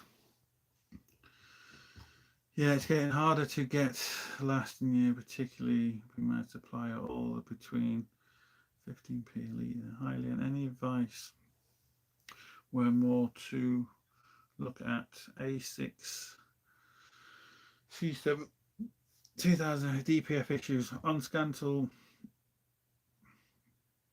DPF pressure sensor was 2 times changed now. Well, what you have to do first is you have to make sure the DPF lines are not blocked, because you can be getting a DPF pressure fault, but it's not the DPF pressure sensor. It could be the lines. The depending on what DPF pressure you've got, there's a couple of different ones. Some cars have an exhaust pressure sensor and a DPF sensor, so some of them have two pipes going to it, and some of them have one. So, but you need to basically check the pipe, make sure it's not blocked, because if that pipe is blocked, the reading's not getting to the sensor, so the sensor's going to read wrong. It's going to flag a fault. Also, you need to make sure your wiring is okay. I've done videos on that, how to test the wiring properly and how to test the DPF pressure sensor, and also how to test the pipes.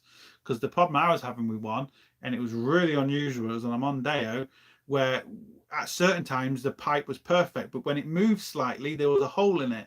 And I tested the pipe 2 or 3 times. I took the pipe off and I tested it, and it was absolutely perfect. And it was only because I happened to move it slightly when it was in my mouth, and I did it on video, and it started fucking leaking. But when the pipe was straight, it wouldn't leak, and I showed it on video, and then as I was moving the pipe, you could hear it leaking. So you need to test all them first, and then go from there. So I'm going now because I've got other things to do, and yeah, so we will be doing more lives. I think I'm going to be doing a lot more lives and some extra videos for my Patreon, so I'm going to be doing another video on that soon. But I think coming up towards Christmas, we'll try and do maybe at least one a week. Let me know what you think. Do you want me to do it? Don't you want me to do it? And roughly what sort of times do you want me to do it? Because I know, again, I have different people watching from around the world. So if we can kind of do it at a time that suits everybody, it'll be kind of good. So yeah, look, hope you enjoyed it. 2.5 hours of me just talking shit.